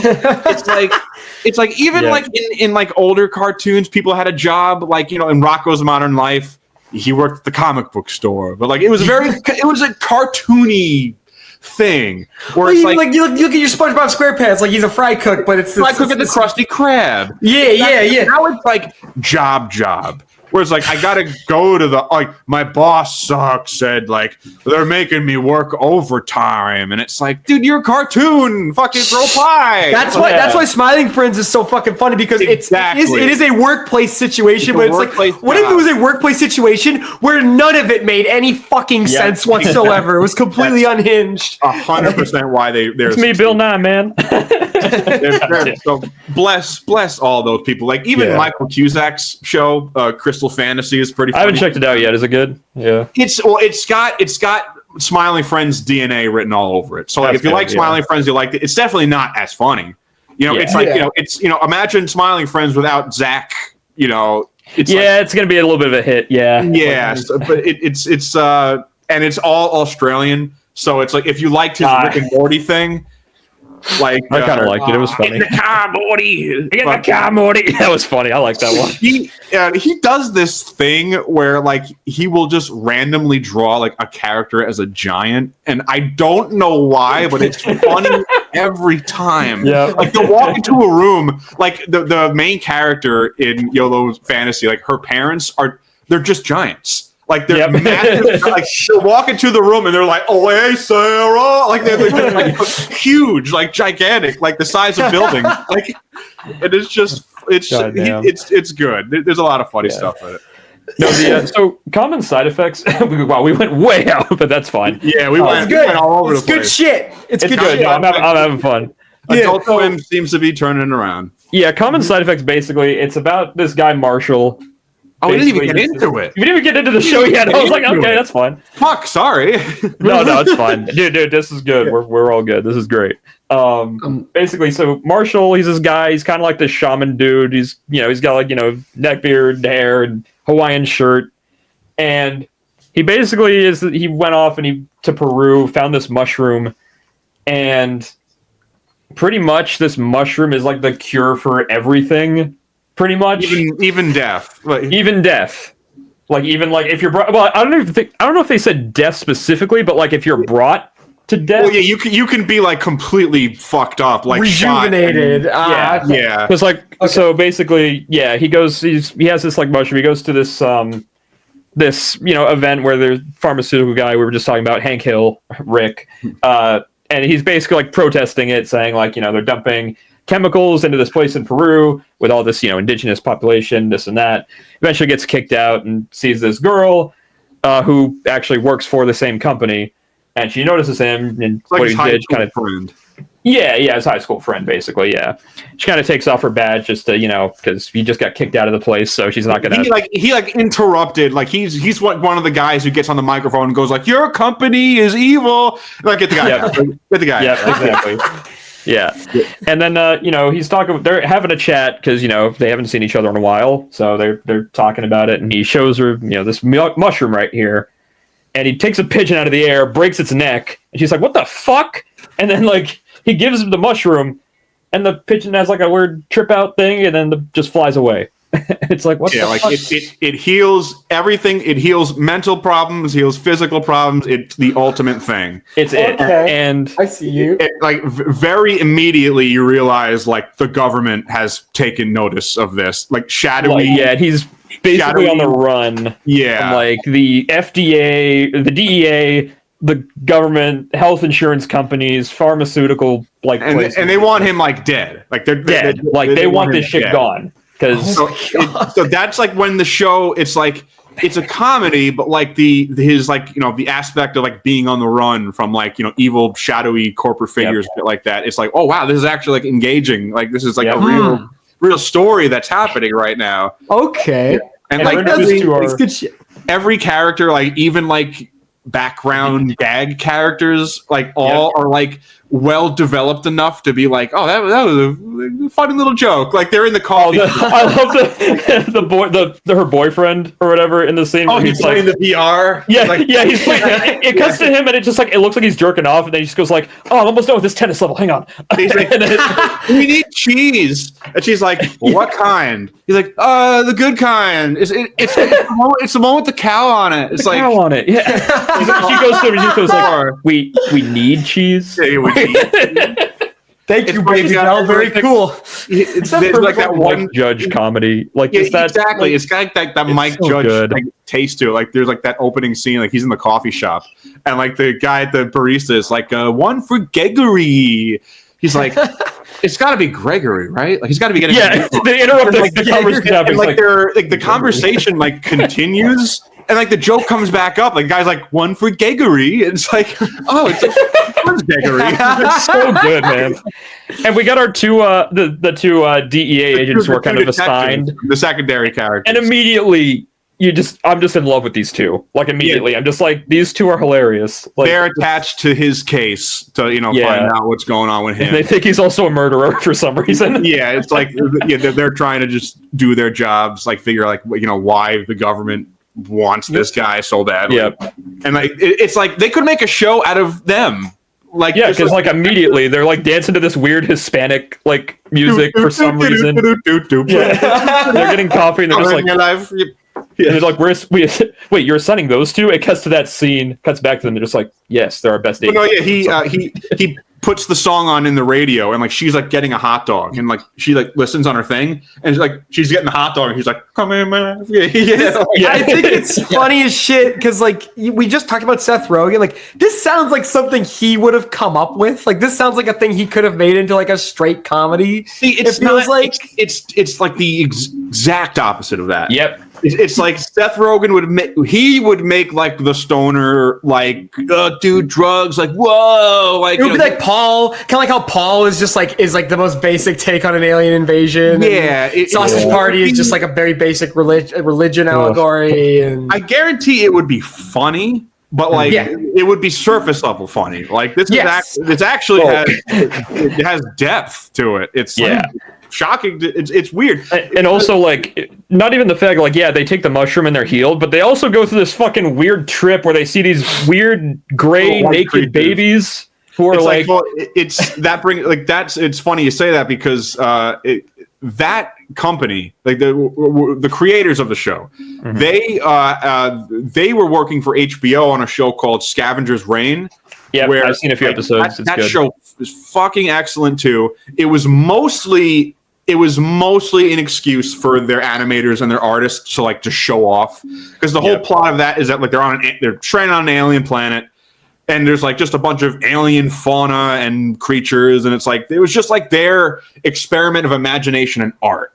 And as soon as like the drug trip scenes start in this show, you're like, oh, there it is. Like that's them. Like that's what they like that's their bread and butter right there. And what is the girl's name again? What is her name? Oh, I forget. I forgot. We hate women on the show, guys. Sorry. No. Unfortunately, no. We made it this far without saying it. Made it this far anyway. I'll look it up. I'll look it up. Her whole thing, man. Her whole storyline. Like again, it's like one of those things where it's like I didn't think I'd fuck with this character so much. Like what? It's a morally gray kind of scenario. Francis? Is it Francis or Harrington? Yeah, or Harrington. There's two people. No, Harrington's the cop. Yeah, Harrington's the cop. Okay, that makes sense. So like she is like, let's turn the mushroom into like a pill and get rich. And this guy's like, no, we're not making it into a fucking product. We want to give this to every human being who doesn't need insurance. Like, we're going to give this to everybody. And she's like... really eerily timely show, considering the whole, it's very timely. And like, you can tell it's like, obviously, she's in it for the money. You know, it's like, she's very obviously taking advantage of, like, the new job and, like, the payment, like, she's getting from it. Yeah. Also, she's also kind of right, where it's like, if you want to distribute this... Like, you can't just fucking, like, just do it by yourself. Like, what's going to happen in the finale is going to happen. Yeah, it's right. Oh god, the finale is fucking insane, man. I'm not gonna say much about the finale, but like that scene, man, with the CEO, what's his name? Yes. Oh my god, dude! I was like, dude, that's I wish I was high for this. It's like I know exactly what you're gonna think when you see the trailer. It's gonna be exactly I thought it looked dumb. I was like, this animation looked kind of stupid, and then I'm it looks funny. It looks funny. That's all it looked like, but it's actually like it's a lot. It's actually really good. Highly recommend it. Yeah, I will. That and the studio are the two that I'm like put on the list because Wyatt's been talking to me about those like a lot lately. He's been mentioning both those shows. And the thing is too about Common Side Effects is that they're like 20-minute episodes and there's only 10 of them. You could watch this in like 2 hours. Watch the whole show in a day. Blessing. That's a blessing. Because you know what? I think I'm going to say something. I'm going to say something about something I was thinking about while you guys were talking about how it's great that these kinds of shows exist. I feel like the Netflix animated projects have kind of done a lot of damage to how people interpret animation and other things. Like, listen, I've never seen BoJack Horseman. I know a lot of people talk about BoJack Horseman. BoJack is like great. I feel like, and I mean, like, you couldn't pay me to sit through Big Mouth, but I feel like the two of those shows kind of like have warped the perception of animation on streamers. Like, it's either got to be this really intense borderline like live action human drama, but like it's a horse here, so it's kind of funny. So it's like that. That's why we justify it being animated, or it's gonna be just bad raunchy nonsense like Big Mouth. Bad raunchy, right? But there's another one you're missing is faux anime. Yeah, it's like you've got you made by people who don't know a single thing about what makes anime cool, like the Voltron show and shit. Yeah, it's not just because, or like, I mean, it's not just because it looks like anime. It's like it's still boring. It's like, yeah. I tried watching those Castlevania shows, and it's like, I wasn't a fan. The animation is very good. The art and the animation is very good, like expert level good, but just nothing else is. It's just, I hope that Devil May Cry show is different than that, because like I like the they're vibe. leaning into having fun with it at least. Yeah, because like if we're basing this soundtrack with like Limp Bizkit and Papa Roach, it's like okay, we're gonna have fun here. New song. Yeah, like what the fuck? It's fucking 2003 all over again. The perception that you mentioned, Mike, I think it's hurt shows that some people would look at and go, "Oh, that's just faux anime," but it's actually good. I mentioned it. Blue Eye Samurai, I thought was great, and I feel like people kind of look. I mean, it's not exactly the same. It's CGI. It's 3D animation. But people are going to look at Blue Eye Samurai and go, "That looks kind of anime. That kind of reminds me of that Castlevania thing. I guess I won't give it a shot." But Blue Eye Samurai is actually really fucking good. Yeah, and I feel like it's been hurt in the long term. Arcane also, like I thought Arcane was another perfect. great option. I mean, maybe not perfect, but it doesn't have that faux anime to it. Exactly, it's its own cartoony. style. It's cartoony. Yeah. It's got their own art style to it, and it's made by artists who know why the visuals are cool. It's like the visuals are tied into the story. It's like you can do that. It's not just a filter. Another thing that's kind of similar that I want to say too, it's just like the animation is cinema crowd needs to start kind of paying attention to these types of shows like Common Side Effects, because it's like I feel like they only ever show up for like Puss in Boots or some fucking family animated movie that didn't do well, and that's fine. You get a good one of those movies, like that's fine. Like they show up for it, support it. Like Puss in Boots is great, the new one. That was a good movie. It genuinely was very like had no right being as entertaining as it was. Like it should have sucked, and it was actually very good. Like again, I said this at the beginning of the show. It's like you just get people who care. Know what the fuck? You know what the fuck they're doing. It's like, you know, the Seth Rogen show illustrates it pretty perfectly. It's like they're not Bryan Cranston says this like verbatim. It's like we're not making films, we're making movies. It's like that's it. Nobody can, and it's like unfortunately very true. You know, like Zaslav just said that Warner Brothers is focusing on making movies that they know people will want to see, and I'm just like, fuck off. Fuck you. It's fucking over. It's over for sure. For mainstream things, it's like, but the thing is, people eat it up, and that's fine. You know, it's like you don't have to be. It's like we deserve it almost. You know, it's like I never necessarily like poo-poo somebody for like gobbling up all this Marvel shit. I will if they try to stand on a pedestal. If they try to like, no, this stuff is amazing, I'll be like, it's art. Maybe tone it down a little bit. You get, one every now and again is like actually that good, but then you know, some people they just want to watch something, and it doesn't matter if it's good. It doesn't matter if it's like mind blowing or makes you think about stuff. They just want something on. That's the majority, and that's it's a shame. That's the reality of it. You know, it makes it feel like a blessing when shows like this happen, like when Common Side Effects happen, and like how you were saying, when are people going to fucking understand that you attach talented people to an animated thing? The possibilities are limitless. Like endless. You can do anything. It doesn't just have to be like slop. You could be like, oh, we're making something where there are no cameras. We don't have to like, there's no lighting. Oh, obviously there is, but like, you know, we don't have to like do this like physically. Like we can do stuff that doesn't exist in the real world. We can have a camera that goes through walls. We can have like walls or geometry that shouldn't exist in the real world. Specific cases like you can get something like the Spider-Verse movies, which are like, they are just comic book. They are comic books in movie form. And there is literally nothing like them. I know that veers into the superhero talk as well, which we were just talking about. Like, that's something that actually has a artful purpose in the world, honestly, and it's a very unique process and unique visually. It seems that they are kind of in the center of this whole debacle, actually, because during the production or when it came out, you got tons of people saying how like they're being screwed by Sony, how Sony wants them to fucking what studios don't understand about animation, and like they still don't fucking get it, is that when you make a movie and you want to change something about it, it is a relatively painless process. Yeah. Like, it's like we got the actors, we got the costumes, like we can fix it. With animation, you got to start from square one. It's like if you want to fix something, it's like, well, we can't take this out. Like, we can't change this. Like, we have to fucking redo it. It's like it's going to take years. So now fucking Spider-Verse isn't coming out until what, 2026? 2027. You just confirmed. They marketed it for an 8-month delay, and it's turned into 4 years. Like, it's fucking insane. That's bad. Like, the fact that this was supposed to be like, we're releasing them back to back, one in 2023, and then in 2024 will be this part 2. And then they just said, sorry guys, nope. I'm like, how did you think this was going to happen? Like, they completely fucked themselves with that movie, because I didn't like that movie. I thought I didn't like it. It's amazing technically. Yeah. But they crafted it with that 8-month gap in mind. They were like, it's like the movie ends halfway through. Both of them are one movie.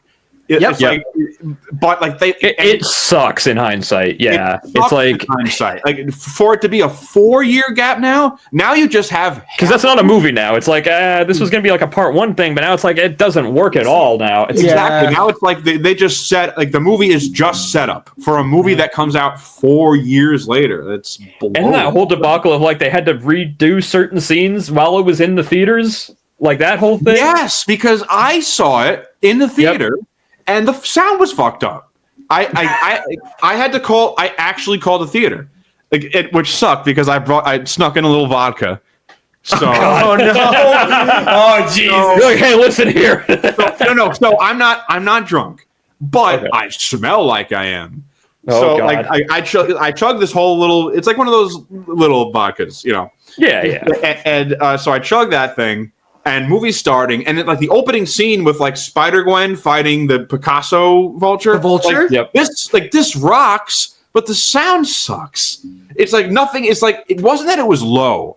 It was like it wasn't punching right. Like, I don't know. It's like the dialogue was low, but like the audio was fine almost. No, I think I remember the same thing. Like, because I saw it in IMAX and it was fine, and then I saw it a few days later again in the that's what I did. cinemas, and it wasn't quite the same. It wasn't calibrated correctly. Yeah. So it's like, the music was loud, and like there would be a scene where like somebody gets punched, and it was too low to this is definitely wrong. Like, this is a mistake.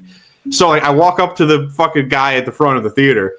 And I'm realizing, my breath is super vodka-y right now. I'm like, hey, the sound's not working right. And the guy's looking at me, and I'm like, oh, I just sound like a drunk asshole. And so I go back in, and sound still sucks. I'm like, fuck this. I'm going to walk out. And then I decide calling them in the theater. I'm like, I'm in theater, whatever. I'm watching Spider-Man. Sound's all fucked up. So then you could see one of the guys walks into the theater. He's looking around, he's listening, and then he walks back upstairs and then fixes the sound. So that's more of a theater issue than the movie.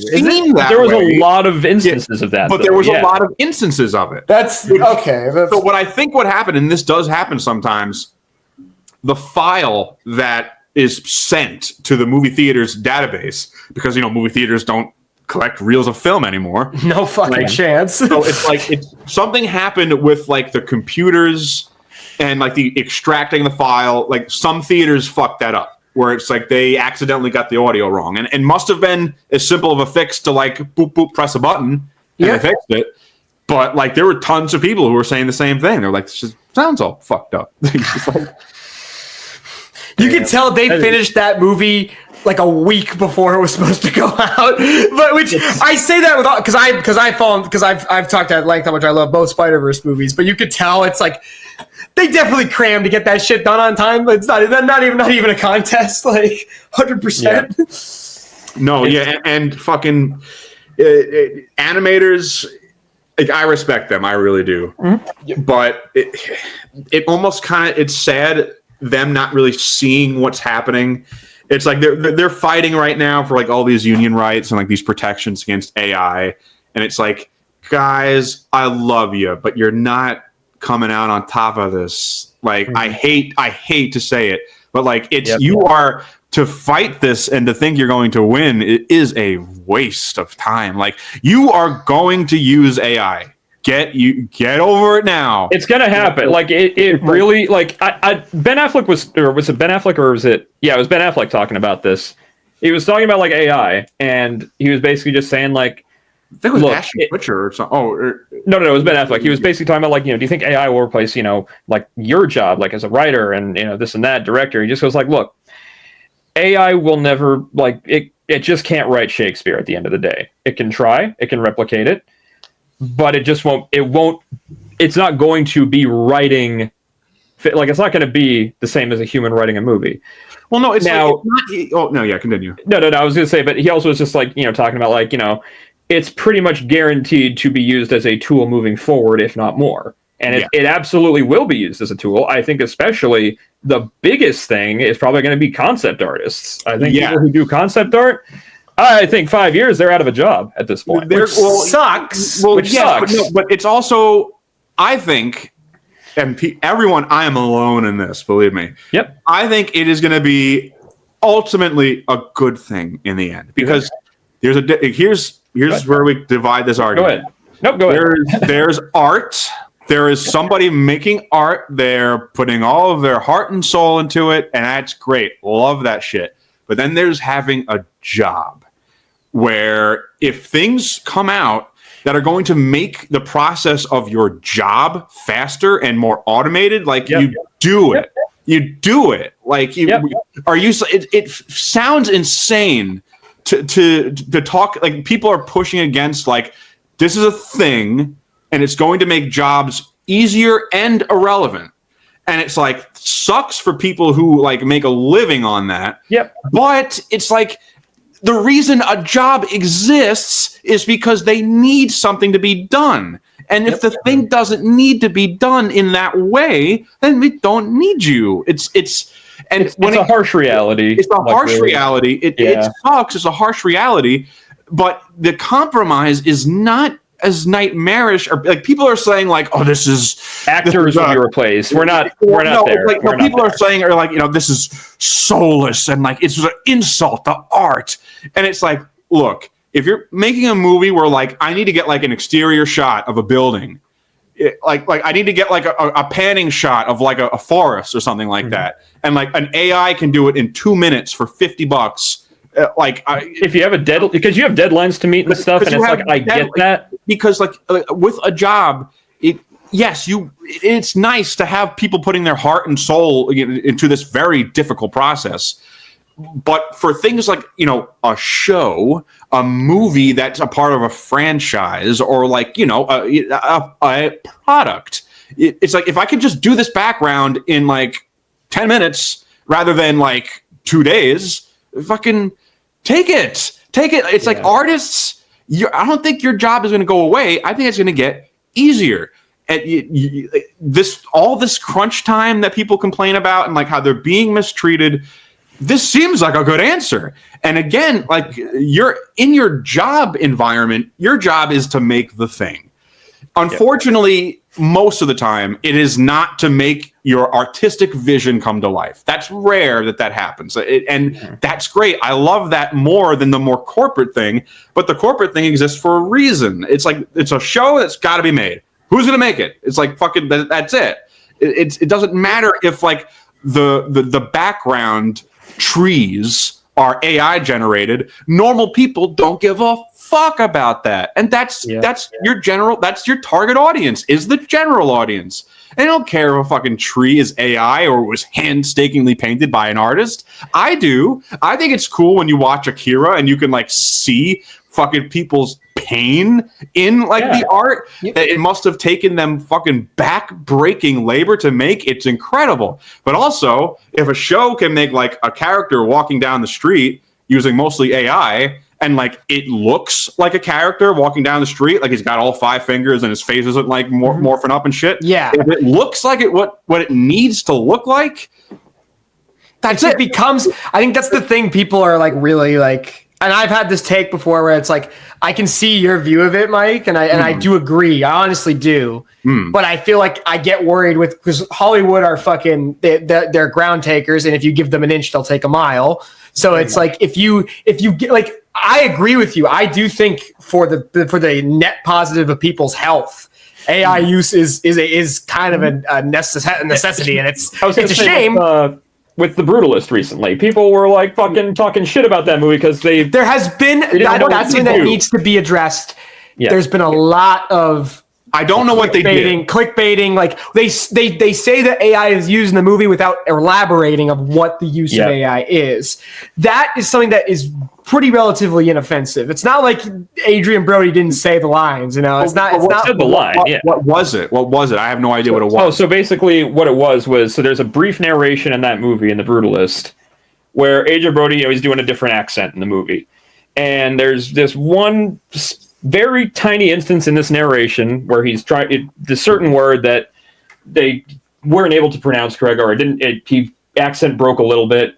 And what they did was they kind of just ran it. I don't know if they ran it through an AI or if they just like touched it up. A little bit. They mixed it up just ever so slightly. It was literally like 1 syllable or 2 syllables. There's nothing wrong with that. Nothing. Yeah, exactly. And I'm just like, that's fine. Because like the rest of that movie is unbelievable, like human, like craft on display. Like that movie looks fucking incredible. Yes. Like the fear, like the abject like terror that like people have over this concept. It's very reactionary. I do agree. It doesn't make it feels bizarre to me because like most movies that are going to use this technology anyway is already all phony baloney. Like nothing's shot on location anymore. There's no such thing as stunts or fucking like real car, like, you know, like fucking like real explosions. Like people don't fucking do it. It's all computer animated.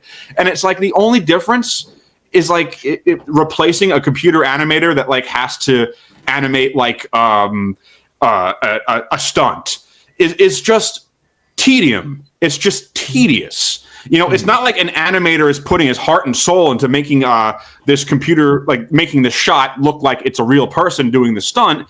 It's a tedious process of making the stunt look real through computer effects. If AI can do that process instantly, effectively too, effectively, and it doesn't look weird or off. Yeah, like there's absolutely nothing wrong with that. Yeah, there's really nothing. I do think people are just people have that fear though. Like if you give the big wigs that little inch that they'll take those miles, and then they'll taken the miles are taken. That's true. That's true, right? Like, I know. I can step outside and admit that. It's like everyone's like it's going to be AI is going to make everything slop, and I'm like, where have you been? Fucking everything is slop. What's more important is that if these it's going to be it's going to be the big franchises. It's going to be your Marvels, your DCs, your Star Wars. It's going to be those things, I think, that really are impacted by that kind of shit. Those movies that have schedules, scheduled annual releases, hundreds of millions of dollars of visual effects that must be perfected and theater ready. Yes. What's important is that if you truly are not pro AI, is to support the shit that you know isn't AI. Like you mentioned stunts, Mike. If you it makes something like, say, a John Wick, which is actual stunt people doing actual choreography. Support that shit. Go see that. Absolutely. So that you're never going to get rid of AI, but support the things that don't have it, so that you still have those. Give me one moment. Sorry, I got. Oh yeah. No, I was going to say too. In regards to like we just said, like, you know, AI being slob. I think because like you look at right now, you look what just happened recently with that whole Studio Ghibli thing. Like, yeah, that's funny as shit. Because here's the thing. Look, I just like I'm watching it. I'm just like, okay, look. At the end of the day, this is just like a fucking Instagram filter. At the end of the day, filter. Yes, thank you. Exactly.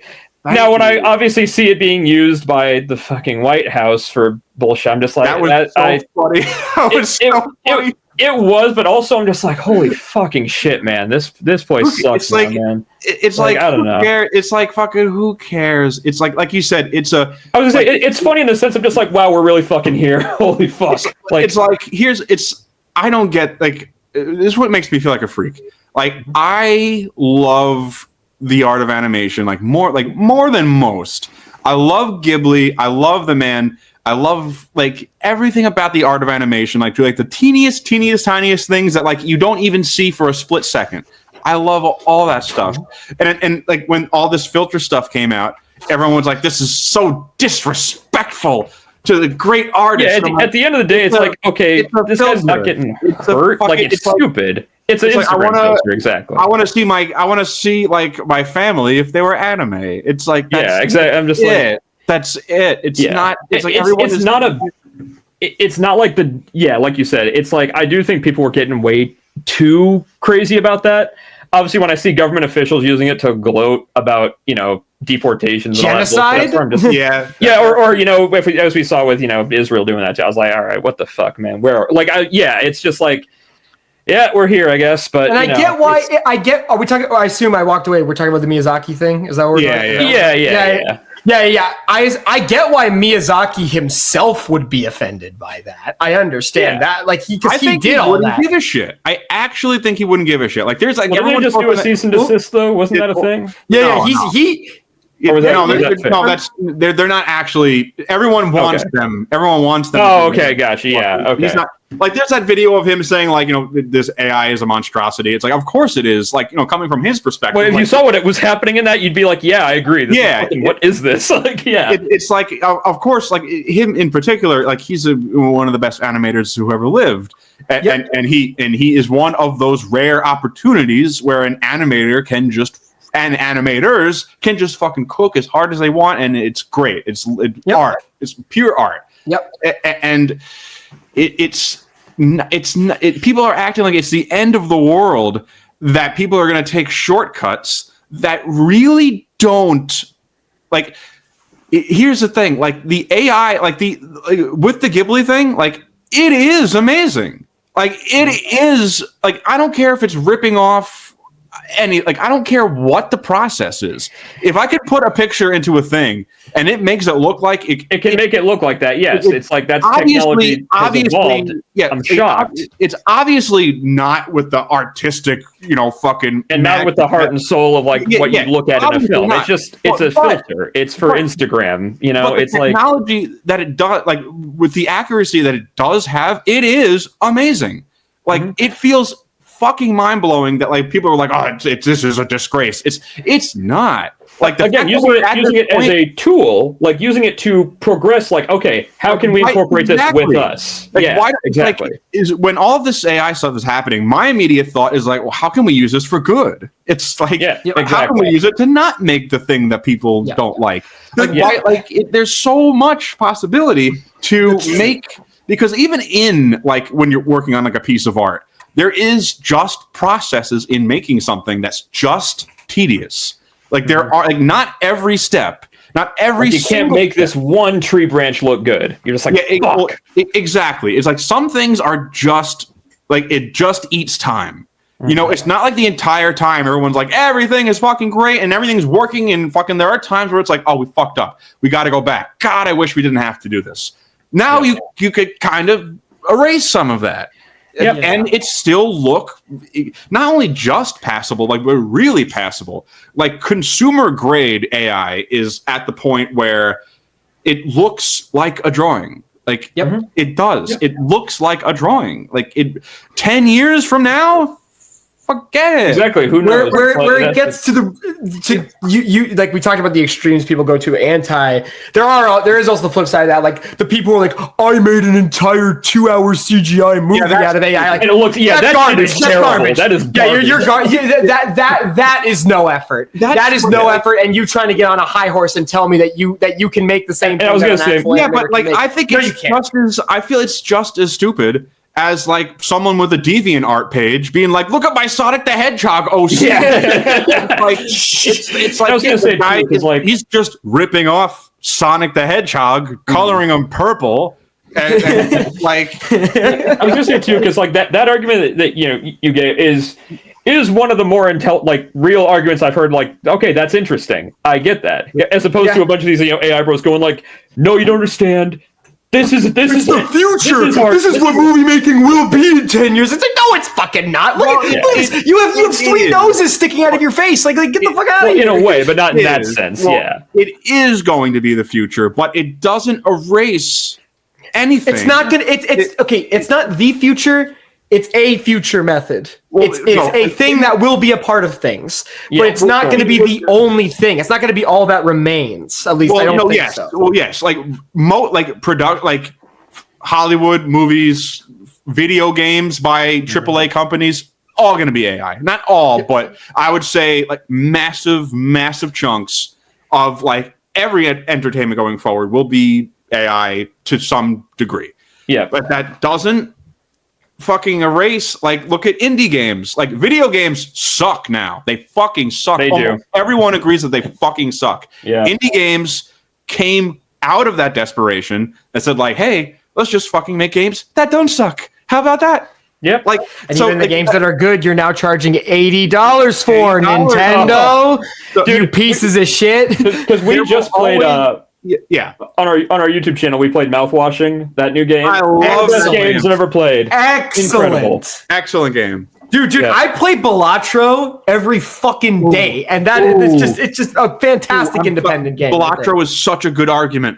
Like fucking, I have sunk more hours into Balatro than like fucking anything in recent memory. Yep. Anything, and it's poker. It's poker. The same thing every single time, but it never gets old. There are companies spending hundreds of millions of dollars to make every blade of grass like rendered like in 4K, stunning quality, and the game is boring as fucking shit.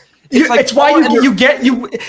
I think I don't remember this because we recorded that Silent Hill commentary a while like that we lost. I think Mike and I briefly spoke about Baldur's Gate, and it's like Baldur's Gate 3 is one of those, but it's like that has like so much replay value instilled in it just from the way that the game is designed, and like they make it a video game, and it's not. Yeah, and they've given it, and that's the only way you're going to make great AAA video games now is if you literally account for everything, which is what Baldur's Gate does. It's almost like AAA companies are easing us into an AI future because like all of the dialogue, like you could replace it all with AI. It's like every game is you go to a guy and he goes, it's the same fucking thing. Yeah, you got to get this thing. Dialogue. Yeah, you got to get this thing at this place. Okay, or you have to bring me to this place. It's like it's the same fucking shit. Yeah. Open world fucking like bland is fucking bullshit. Every time at the Game Awards every year, we watch it as like a joke mostly,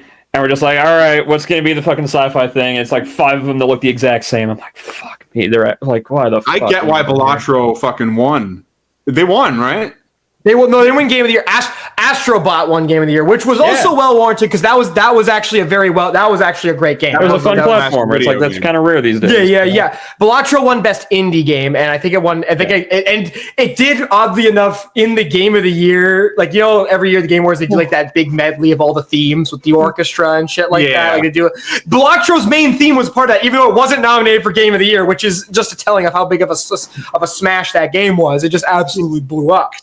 It's like the same fucking shit with the movies and everything. It's like you just make a game that's fun. It's like it sounds like a ridiculous thing to say. Like just make it good, but you can. It's like that's why Nintendo has slipped off by many years for that. Even when it's overpriced, it's like Mario Odyssey, that's just a fucking good game. It's just a well made. Yeah, that new Donkey Kong game, even though it costs a ridiculous amount of money and it's a hard sell, it looks fun. And it looks like it has extra detail. The Donkey Kong one that just Donkey Kong game does Donkey Kong Bonanza, like it actually looks good.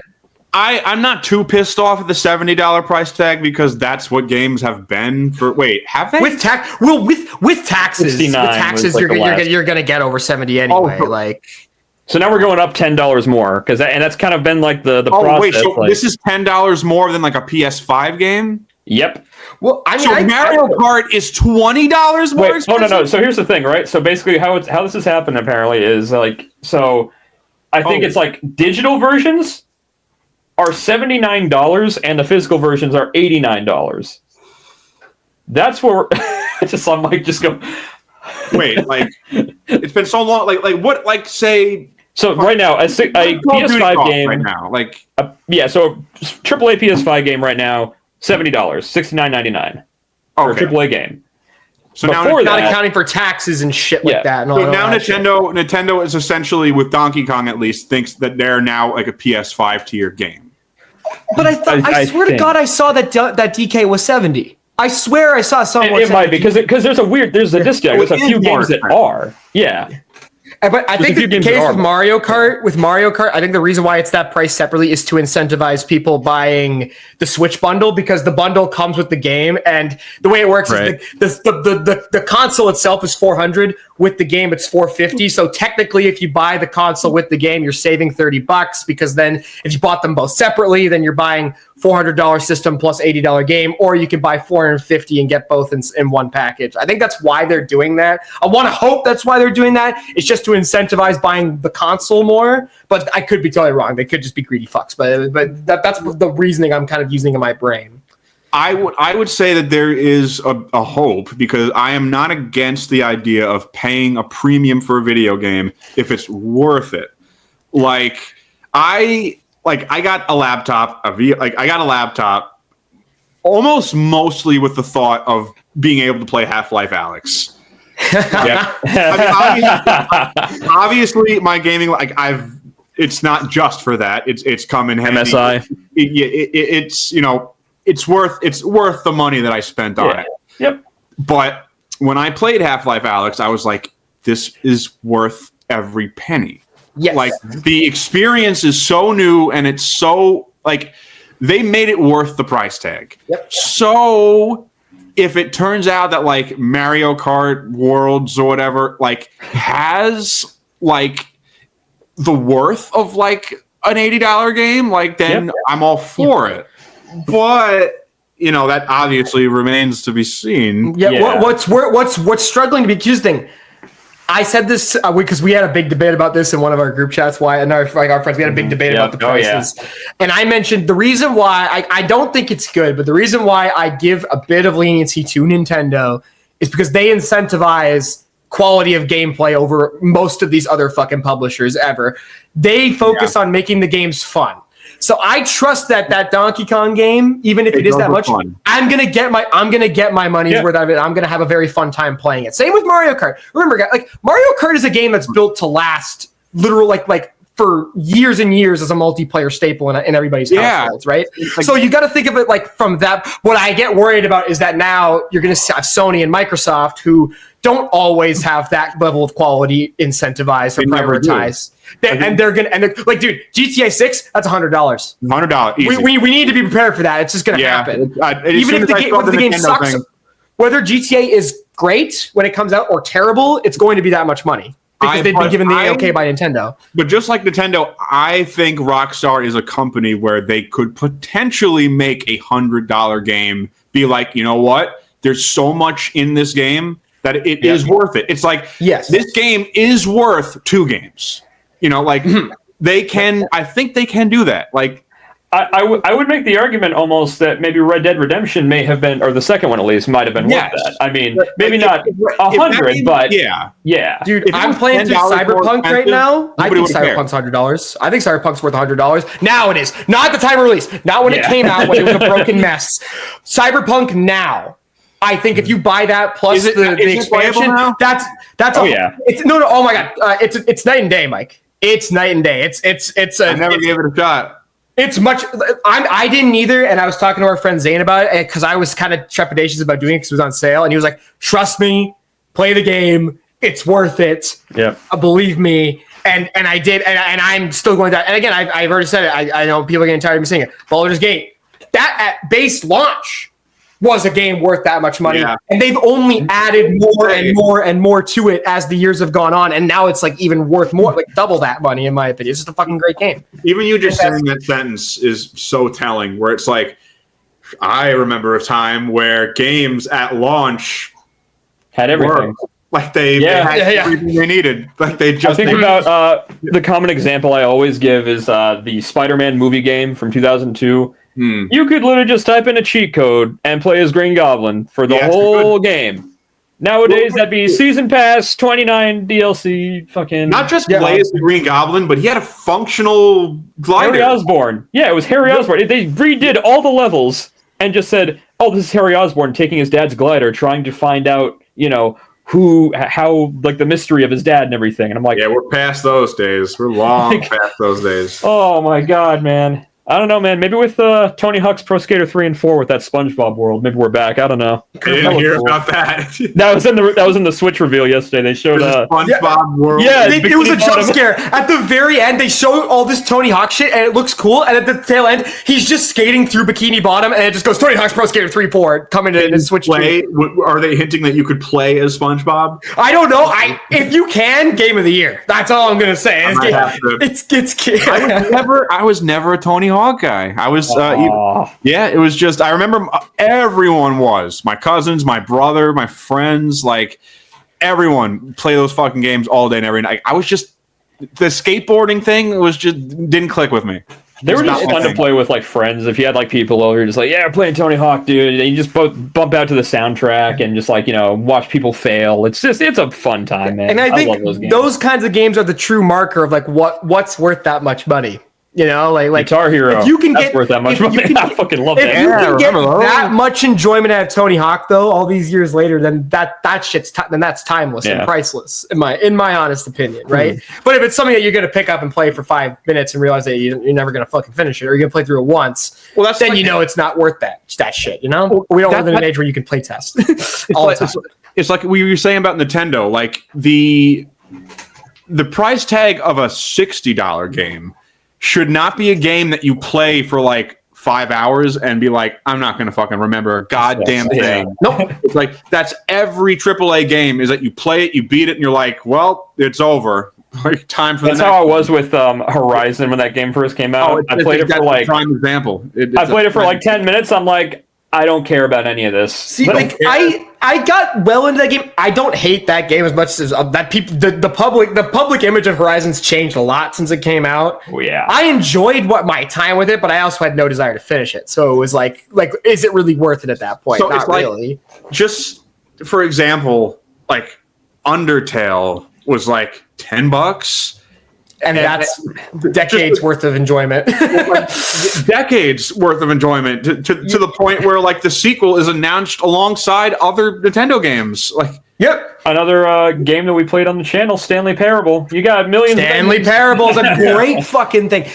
And they kept adding shit to that year after year, port after port, launch after launch. Even you wonder why Skyrim has stuck around as long as it has. Like the mod integration used by the devs and stuff like that, that changed a lot of things. I think that made it last as long as it did. You're making the game funner. I like this. Why don't more companies work with modders? Yeah, crazy thought. Remember when 2K tried to shut down everyone with those WWE 2K mods? They were just like, cease and desist. Fuck you. I was like, the fuck?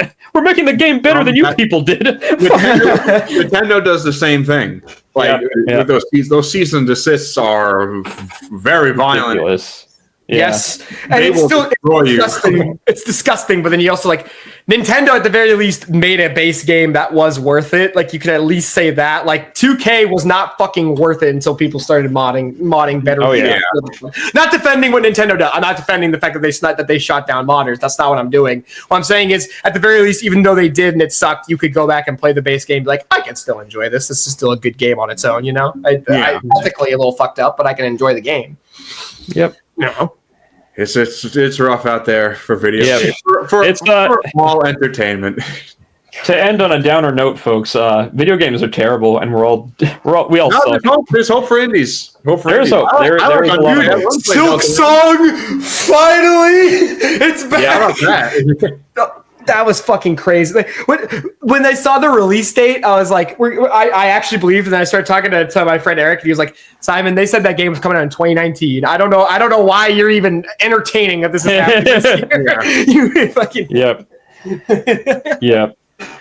And that's why video games are cool, kind of. Not really. I don't know. So what did we learn today in this 3-hour odyssey? We learned Severance is great. Common Side Effects is great. Being a PA is terrible. Fuck the boss PAs on what was it? White collar? That guy. Yeah. Jesus. Nintendo. You like Matt Bomer? Maybe. Talked about AI. We went through everything. We had a really good discussion about AI. I thought. Yeah, that was very good. Yeah. And I will still pay money for Donkey Kong, even though it'll put me in debt. Right. That's what I deserve. That's what I learned. Don't you dare talk to me about debt, you asshole! Right now. Oh man. Anyway, folks, we got a poll question. Oh, we actually do. I asked the poll last week. You remember to do the poll this time? Let's go. I did. Fuck you. All right. Poll on Spotify, folks. I asked how many. That was the question. How many? Where is she? How many? In third place with no votes is 0-1. Nah. Second place, 33% voted. 9. 9. 33%, aka 1%. 9 is the answer for number 2. 9 is a good movie. If you're talking about the Ragdoll movie, that was a good movie. Maybe. Yeah, the animated short was way better. Oh, was there a short? I got to check that out now. Based off a short, yeah. Oh boy, makes sense. And in first place, 11. Put them together. What do you get? 9, 11, 01. I forgot. Oh my God, we forgot. We actually forgot, guys. Wow. What's so funny about the number 21? Because you add it all together. I never said 21. If you added it together, if you added all the together, joke. Yes. Because that's clearly the joke.